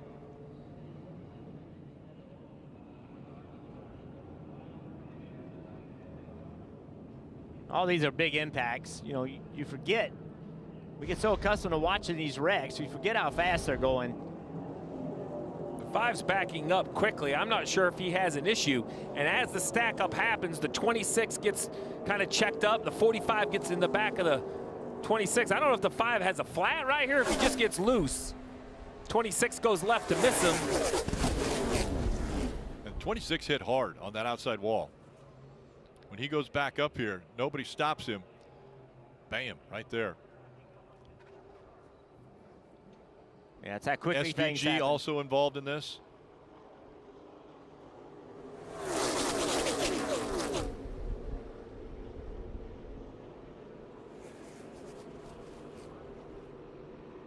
Anthony Alfredo, a few minutes ago, was thinking he had a chance to win this race, and now his night's over.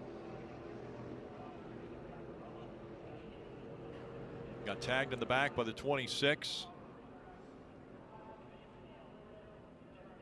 And as many cars are involved in the cleanup that it's going to take, Steve, could we get to overtime with this? Well, we absolutely could. It's 4 to go right here. We haven't heard anything from NASCAR about stopping them, and it looks to me that it's going to take at least 3 or 4 laps to get this cleaned up. So we're going to be going to overtime. And, you know, we said fuel wasn't an issue because they can go over 40 laps, but I think they should still be okay. It comes down to where they're doing their homework under yellow, right? We've had 14 laps of yellow, so if the drivers were shutting the car off and cycling, they should have saved some gas along the way. Anthony Alfredo sits in his pit box. Let's listen in on the radio. I think I had a right rear start going down. It was like the right rear was flat when I came off at 2, went into 3, and then I got run over. It's all good, man. Just try to get it to us. That makes sense, because I mentioned the 5 looked like he was backing up. I saw the back of the car moving around, but there's not a lot of air in the middle. It could have just been a handling issue, but now we thought he had a tire going down. And how much damage does this 5 have? You know, I said his night was over, and obviously that was a quick call on my part. They're still trying to get this car fixed. There's a lot of time left in this race. We've seen an overtime finish could go for quite a ways. 7 cars involved in this one. And the 26 shooting up the racetrack, collecting 6 others. So that means another restart and overtime in Daytona.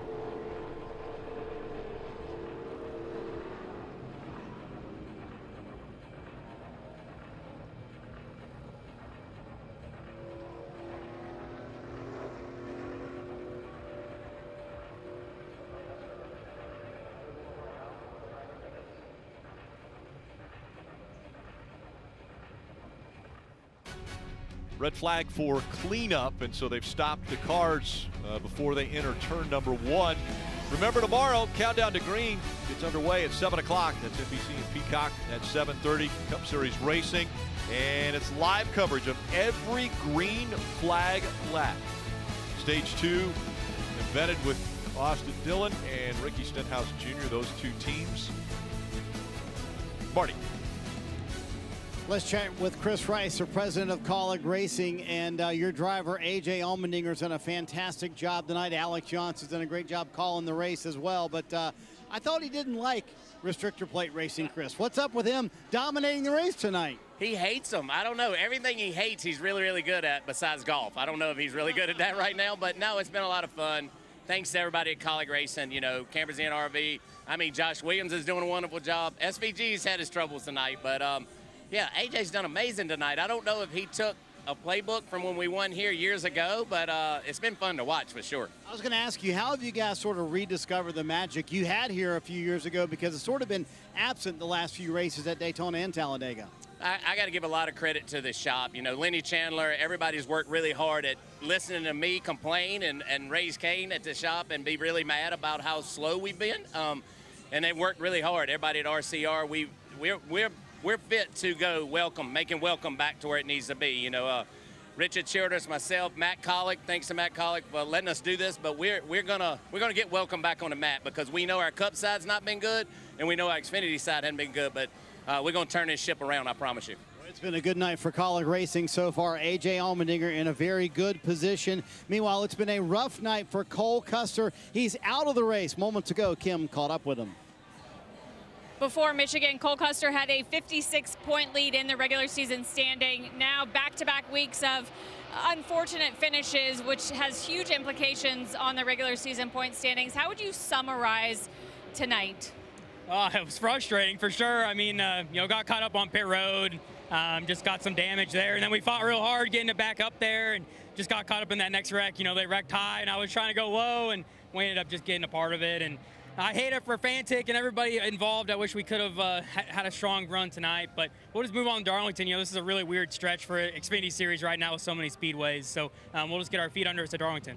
Cole Custer looking to turn his luck around after 2 bad weeks. And a huge swing in the regular season point standings. Again, at the end of the regular season, whoever's the regular season champion, they get 15 playoff points. If you finish second, you get 10. Third is 8, and then a point all the way down until you're 10th in regular season standings. But Allgaier now 33 points ahead of Cole Custer, where we had heard Cole Custer had over a 50-point lead over Allgaier 2 races ago. Yeah, and we showed the schedule coming up right here in Atlanta. We have Bristol, so this Xfinity Series has quite the stretch here with 4 remaining races to solve who's going to win the regular season championship. I had mentioned that there was yet to be a red flag, and you know, I was wondering why we need a red flag, and then I saw this. It looks like the Sahara in turn 4, so NASCAR obviously feel the safest way with vision is to stop the cars, and I see why now that the track's covered. I brought that up just because you asked about fuel, and fuel is close, and I've heard fans both ways say, you know, we should red flag it so they don't run out of gas. I totally disagree.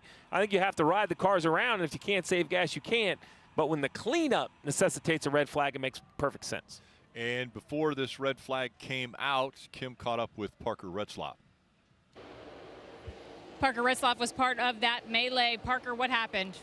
Yeah, I'm not really sure. It's just been such a disappointing year for everyone here at the Funkway 31 car, and I don't know. It looked like I don't know if Jeb was pushing Sammy or what. And suddenly there was a car in the fence, and I tried to slow down and turn left, and then I got a little bit of right front damage, and I was suddenly hooked, and I was going up the racetrack, and I hit the wall, and then came back down, and I think it was Cole or somebody was coming back up, and I hit it, like ran into him while I was still wrecking and out of control, and it's just, I don't know, it's just such a disappointing year for everyone on the Funkway Chevy. It's just, I feel like we had a really good car. I mean, I rode in the back there and just kind of tried to buy my time like 20th, and just, I mean, I was up to probably 14th there, and I feel like our middle line was surging some run, and I feel like I was going somewhere, and you know, it just all comes to an end in a quick hurry at a place like this. So we're going to keep fighting, but it's definitely been a disappointing year.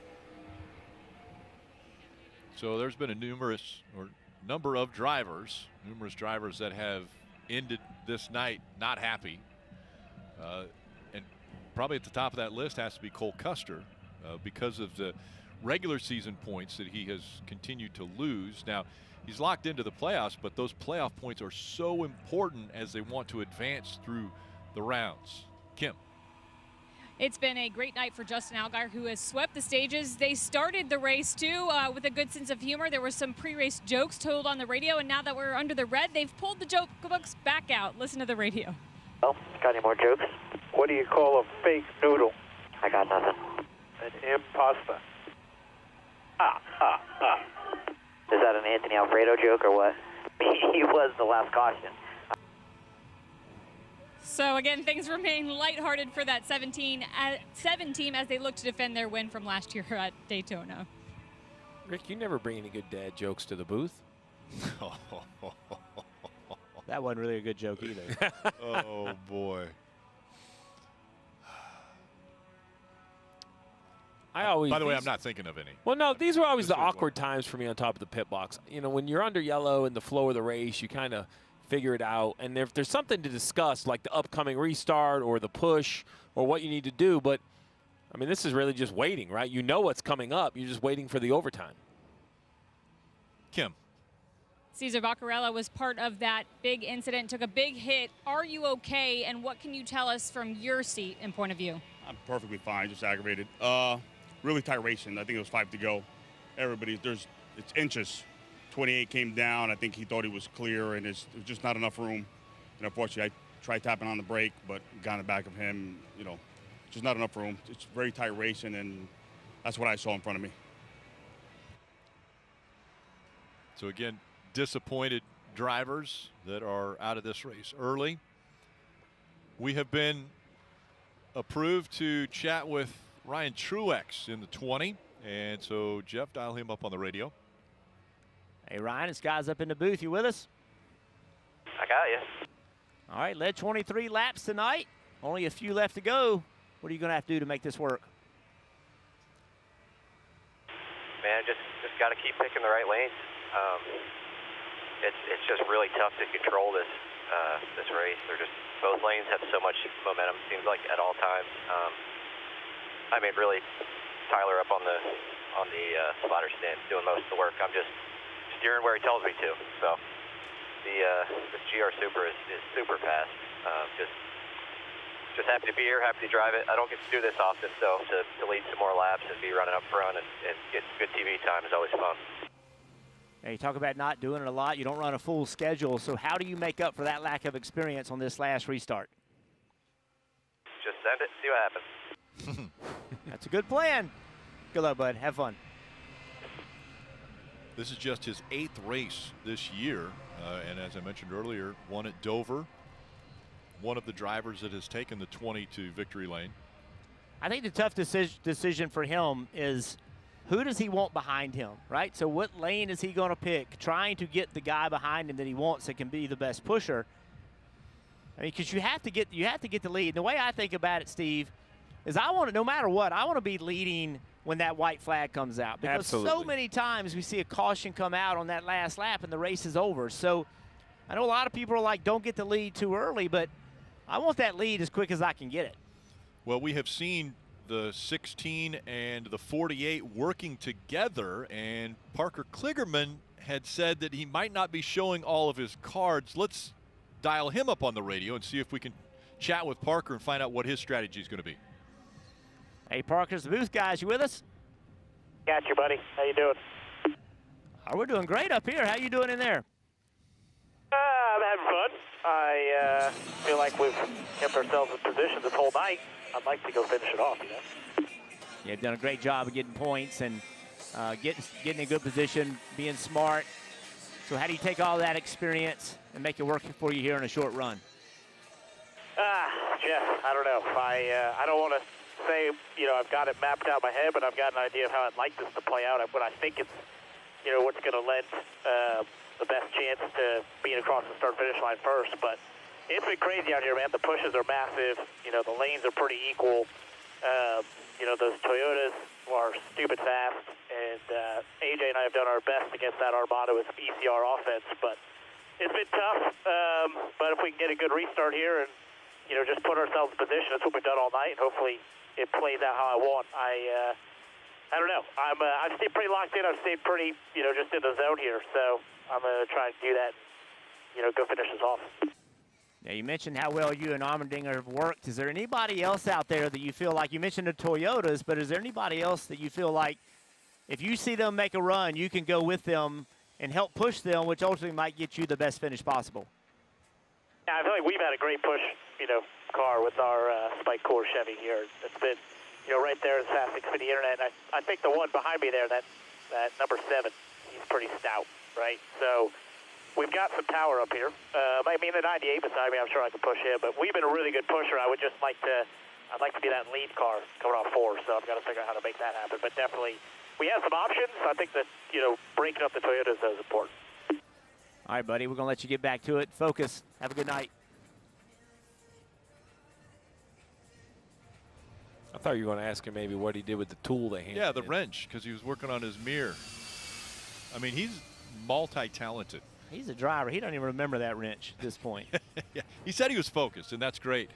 He's driven focused this entire race. You mentioned the points. He's already collected 11 points that he's taken to the bank because of his finishes in the first 2 stages, as the track cleaning crew still continues to try to get the fluid cleared up in turns 3 and 4. Will be overtime when we return to Daytona.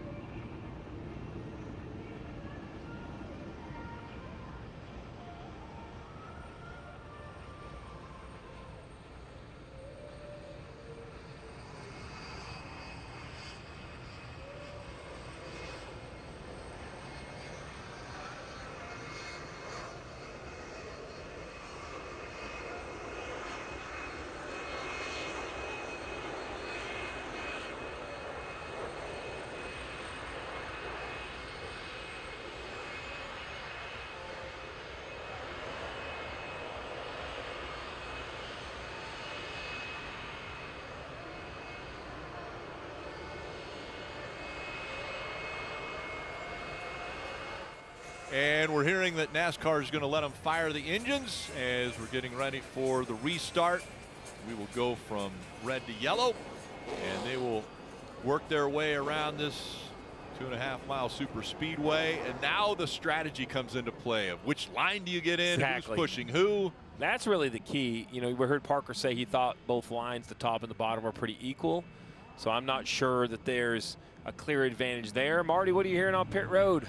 Let's check in with Davin Restivo. Man, I don't know what hasn't happened to you guys tonight. Spun by your teammate here on pit road. He thought he had a broken track bar at one point. How good of a race has he driven to? At one point, drove from 31st to 2nd in stage 2. Yeah, he's done a really good job tonight. We've overcome adversity. This team's done a really, really good job of hanging in there and staying together. The pit crew's done good. Kid's done a heck of a job. We'll see what he has here on this last restart. So we were talking this morning with Riley about how he's really worked on these super speedway races. In all of that film work, all that study that you guys went through, did you plan for what are we going to do in an overtime scenario? Honestly, it's hard to plan for these overtime scenarios. It's usually every man for himself, and you just hope that somebody goes with you and the hole opens up and come into the checkered and try to make that move at the right time. So, Steve, I would count it as a good day, right? If your driver gets spun on pit road, accidentally by a teammate, you thought you had a broken track bar, you recover from all that to have a shot to win the race. It's not bad for the 98 team tonight. That's a big roller coaster for 250 miles, right? It's a relatively short race, but the 98's done a really good job recovering. I think handling adversity last week, right? A mistake eliminated him from Michigan, and the way he handled his interview, the way they went through the week. I think Riley's doing a really nice job dealing with those situations, and he's going to have a little adversity here at this craziness of a green-white checker finish. Think about what's in front of Riley Herbst. If he could potentially win here, 2 races ago, he won at Indianapolis Motor Speedway, and then to come to Daytona and have a shot at the win there. What a sweep that would be to win at both of those racetracks. Yeah, huge confidence builder. And I'm really interested to see what lane everybody picks. Going back to Ryan Truex, remember he won Dover earlier this year. He knows how to win races, but it is a disadvantage. Look what's lined up behind him. full-time drivers. Every single one is a full-time driver. They do this every week. They work with their spotter every week. So it is a much more difficult situation for Truex. And he's going to have some very difficult decisions to make, as everybody is. And when to block, what kind of push, who you want pushing you. It's just it's very difficult to win these races anyway, but I think he does such a good job with the limited amount of runs that he gets. A few cars near the back. Probably come in, make sure they're good on fuel, fix any damage. A lot of these cars look like they have a little bit of damage on them. Another tough night for Brandon Jones. There's Jeb Burton in the 27. Do some little touch-up work there to the 27, and while they're working on that, let's listen in on the 98 radio of Riley Herbst. Man, just be thinking about what you need right here. Go put on a good show for these fans. Show them why we're here. Need a little help. I can't do this by myself. Yeah, it's it for me. Well, Riley, I'm going to give you a little bit of information that I think you already knows, which is everybody's going to need some help. There's not a car here that's going to be able to pull off this pass or make this move. You're going to need somebody to go with you. But the thing is, and when I hear drivers say I didn't have help, nobody went with me, sometimes I think they look at it the wrong way. They're looking for help.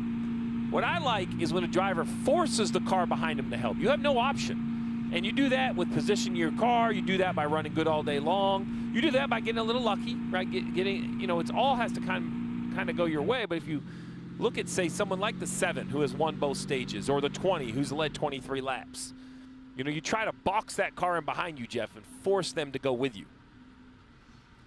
Jeff, this is a racetrack, and we've seen it so many times, so many races, where you'll see a car setting up another one. Where does that start? Does that start on the backstretch? Does that start in 3 and 4? Because the passes that we see made in this front tri-oval, they're set up maybe on the other side of the racetrack. Well, in this situation, you have essentially a 2-lap shootout. And it all starts with the guy behind you. How good of a pusher is he? What can he do leaving the restart zone? And then, depending on which situation you're in, if Truex gets out on a lead, he's got to decide which lane to block, right? And what lane he blocks also influences the run that's coming behind him. And sometimes the run comes because of what happens 3 rows back as they keep pushing each other. So it's a response to the things that are happening around you as much as it is you being ahead of the decisions. Well, the 48 and 16 are nose to tail again. The 20 and the 98 will be nose to tail. The other thing we have seen, and we saw it with Anthony Alfredo a few laps ago, the recoveries come quicker. You know, you could take the white and look like you're in the absolute wrong spot. Go through 1 and 2, fall back to that push you talked about, Jeff, right? And then the momentum, you can go from backing up to going forward in a mile, mile and a half, which is, you know, a half a lap here at Daytona. So we talked about Ryan Truex has won already. He's not eligible for the playoffs. Allmendinger hasn't won yet this year, but is eligible. Parker Kligerman has not won yet this year. He's also eligible. As a matter of fact, Parker Kligerman has finished in every position from 2nd to 25th, but he's never finished in that #1 spot yet. So Parker Kligerman trying to finish that one out. Marty. Rick, as they come to the green, keep an eye on the driver's side of Ryan Truex's car. He has radioed a message to Riley Herbst to say, look out my window. I'm going to hand motion you when we're ready to go. Follow that motion. Let's get out in front of everybody else. They're working it. Yeah, so the driver on the inside, when he puts his hand out the window, the only one that can see it is the one guy right behind him. When you're on the outside and you put your hand on the window, the guys in 3rd, 5th, etc., they can also see that movement. This launch is so important, and they all know it. And how aggressive do the side drafts start?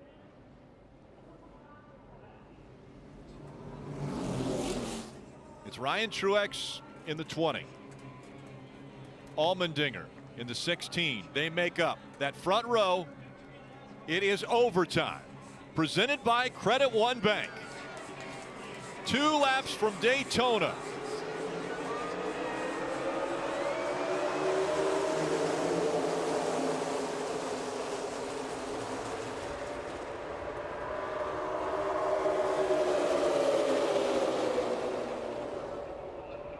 Inside line with the advantage, a great push, and they stay close. Allgaier shoving Riley Herbst.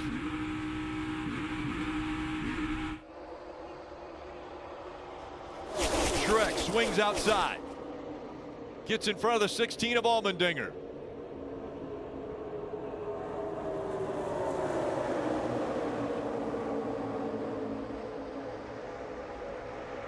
Once they get the white flag, the next flag ends the race.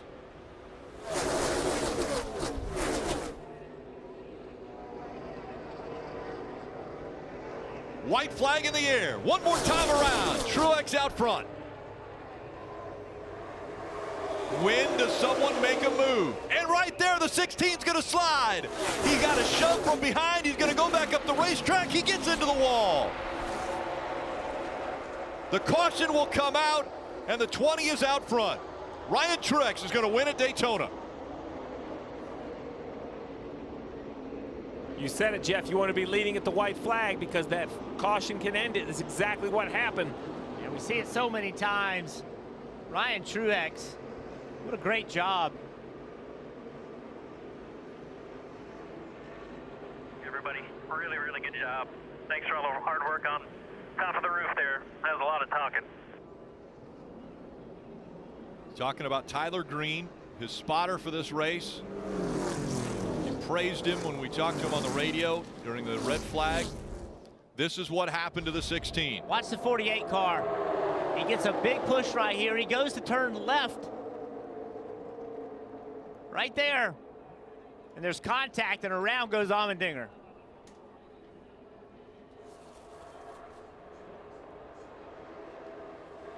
Big push from behind to the 48. And I'm not so sure that Parker wanted to be there as much as he was being forced there from behind. And as Parker moves left on the bumper, we've seen you have to push very square. Once you get to the right to the left corner, the 16 either turns left to block or the car itself just spins. It makes it look like he's turning left. It's hard to know exactly if AJ was even in control at that point, much like you're saying about Parker. Yes, I think Chandler's pushing Parker really hard.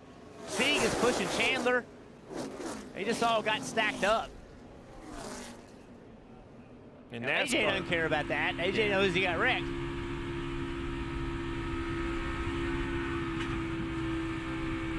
Yeah, as soon as AJ started coming up the racetrack, NASCAR had to throw that caution. There were cars coming from behind him. So watch them all get stacked up. Look at all the push and shoving. All the way 5 or 6 rows back.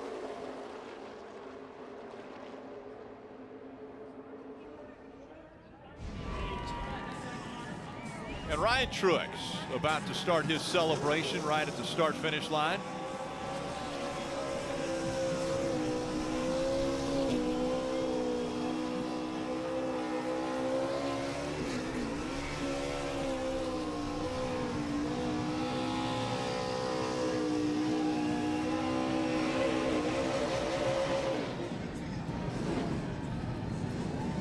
Ryan, the younger brother to Martin Truex Jr., and during Martin's retirement announcement, he mentioned he wants to help his younger brother out, give him opportunities.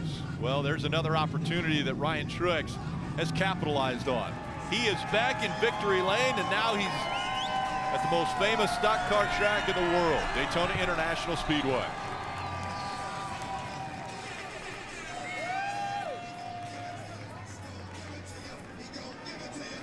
Toward the crowd goes Ryan Truex. He gets the checkered flag and now returns to the Supra that took him to victory lane. Kind of parked halfway on the apron, halfway on the banking here. That's actually quite a bit of skill. The car trying to hold in gear right now.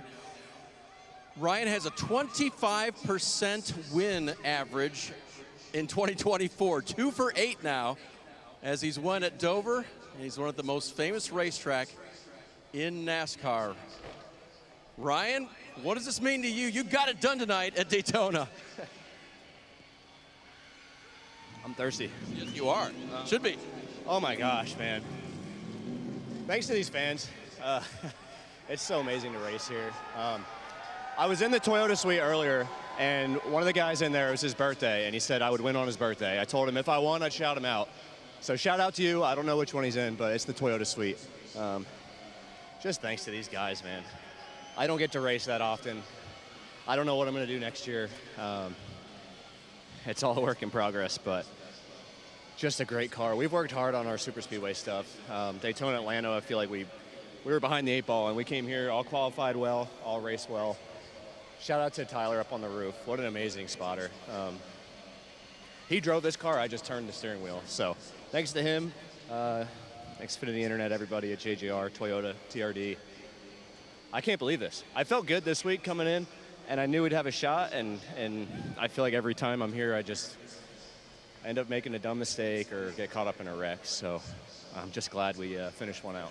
How do you stay with it? Because the other drivers, they've had 22 races this year. You've had 8. How do you, and this is precision stuff. How do you do it? I got to give a lot of credit to the sim group at JGR. I run a lot of sim laps during the week. That's my day job, basically, is driving the simulator at TRD. So I learned a lot on that. They've taught me a lot.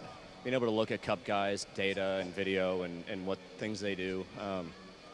I've become a better driver in the past 3 years with these guys, racing less than I ever have, just because I've learned so much and just have such great people around me. So shout out to all those guys. I hope they're watching.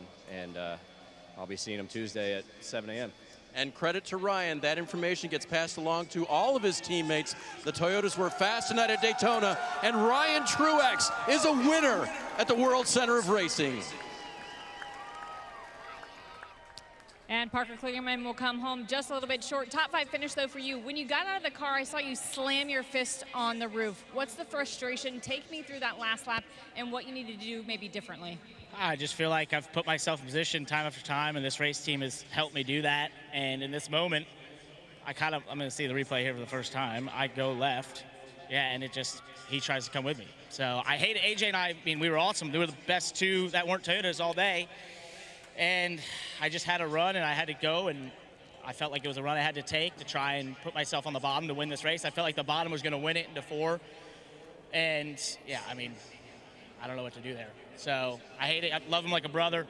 You know, he and I have been in this for a long time together, and I don't want to turn someone like that. But I would have liked to have been able to finish on a green as well. You know, we had such a strong Spike 4 Chevy, this fast Xfinity Internet, and it just – we did everything right. We never let a lap, but I got to think we were probably the most in the top 3. So we had a really strong car, strong night and overall. But, God, I just want to win one of these damn things so bad.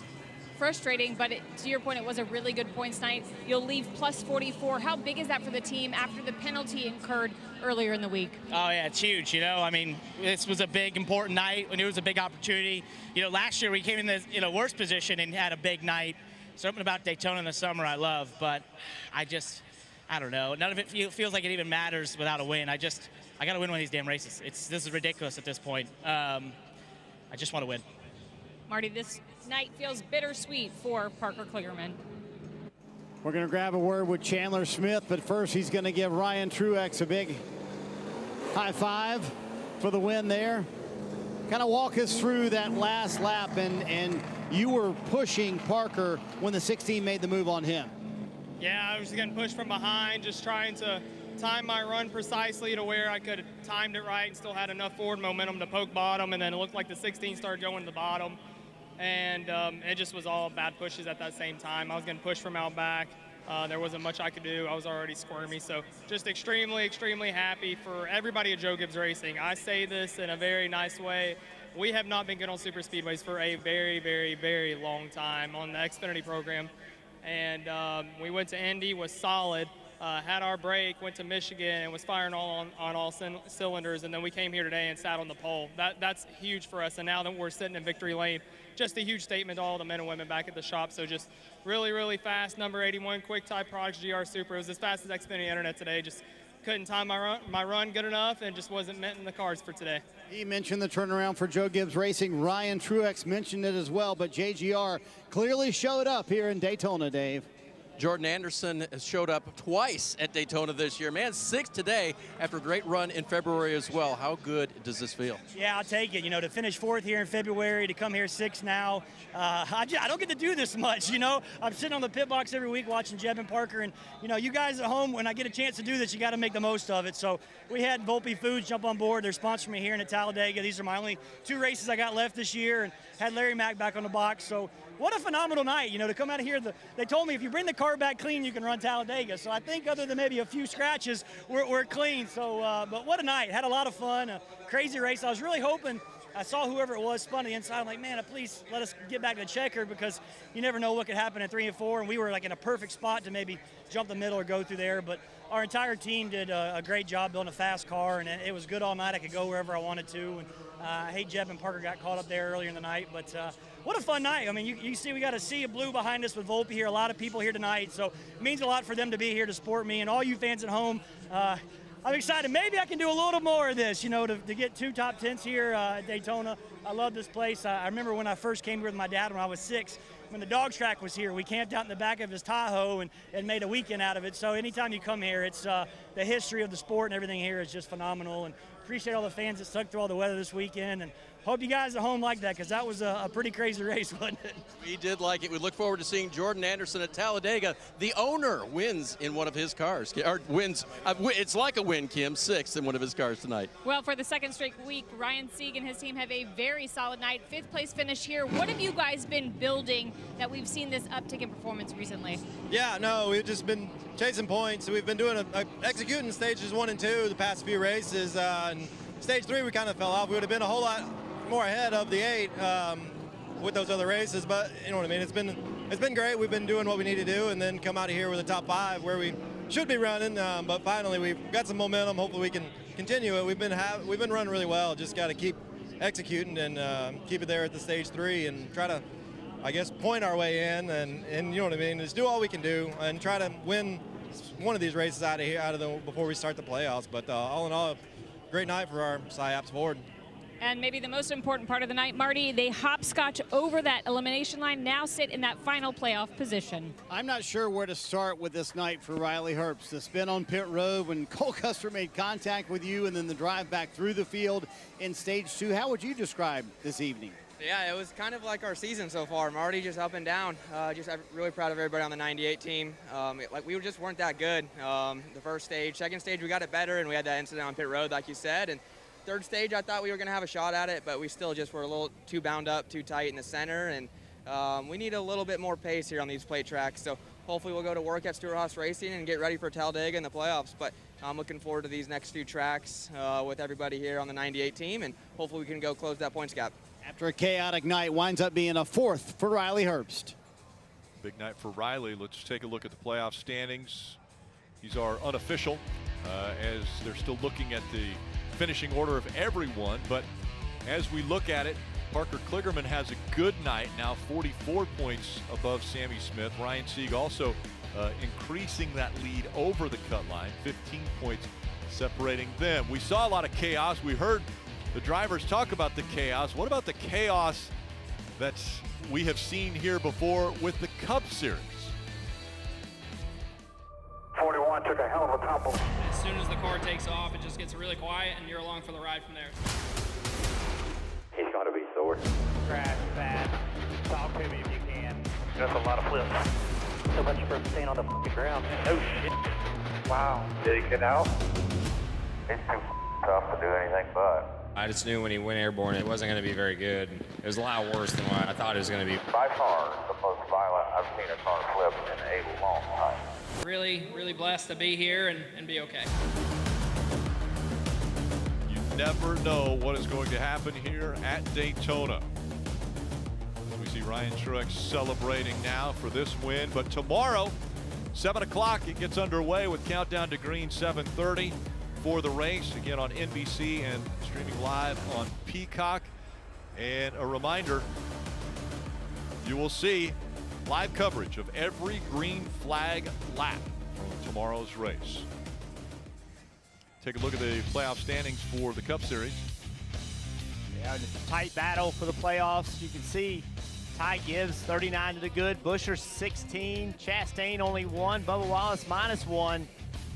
And there's not thinking about Kyle Busch, Briscoe, Gilliland, and a host of others that could win this race tomorrow night and completely shake this up. That is what I'm going to look at more than anything. Unlike the Xfinity guys with 4 races left, it's just here in Darlington to set the playoff field in the Cup Series, and Jeff said it. You know, we've had 12 winners. Their names are in yellow, but I could go down the list of winners we have yet to see this year that can get it done here at Daytona, and that would just continue to upset the playoff standings.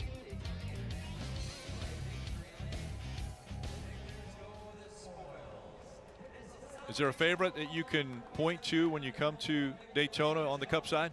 I'm going to wait to see what kind of race we have. You know, it was a very odd Daytona 500. The strategy kind of dominated the conversation. We saw a lot of conversation about fuel. I expect we're going to see the same tomorrow in Stage 2 and Stage 3. But one thing that has never changed, it has stood the test of time, and that is you must survive the high banks, Jeff. Yeah, to your point, what kind of race are we going to get? Is it going to be wild like tonight? It's a good chance it will be. There's so many people that their careers or years could change on this one race, and there's so many people that believe they can win this race. They're going to be pushing the throttle hard to try to get to the front and stay to the front. This one started chaotic on lap 1. There was a caution that came out, and then 7 cautions later, it was overtime. That overtime ended up with another caution, but it was the 20 of Ryan Truex, who was out front and got his 2nd win of 2024. Ryan Truex wins at the World Center of Racing.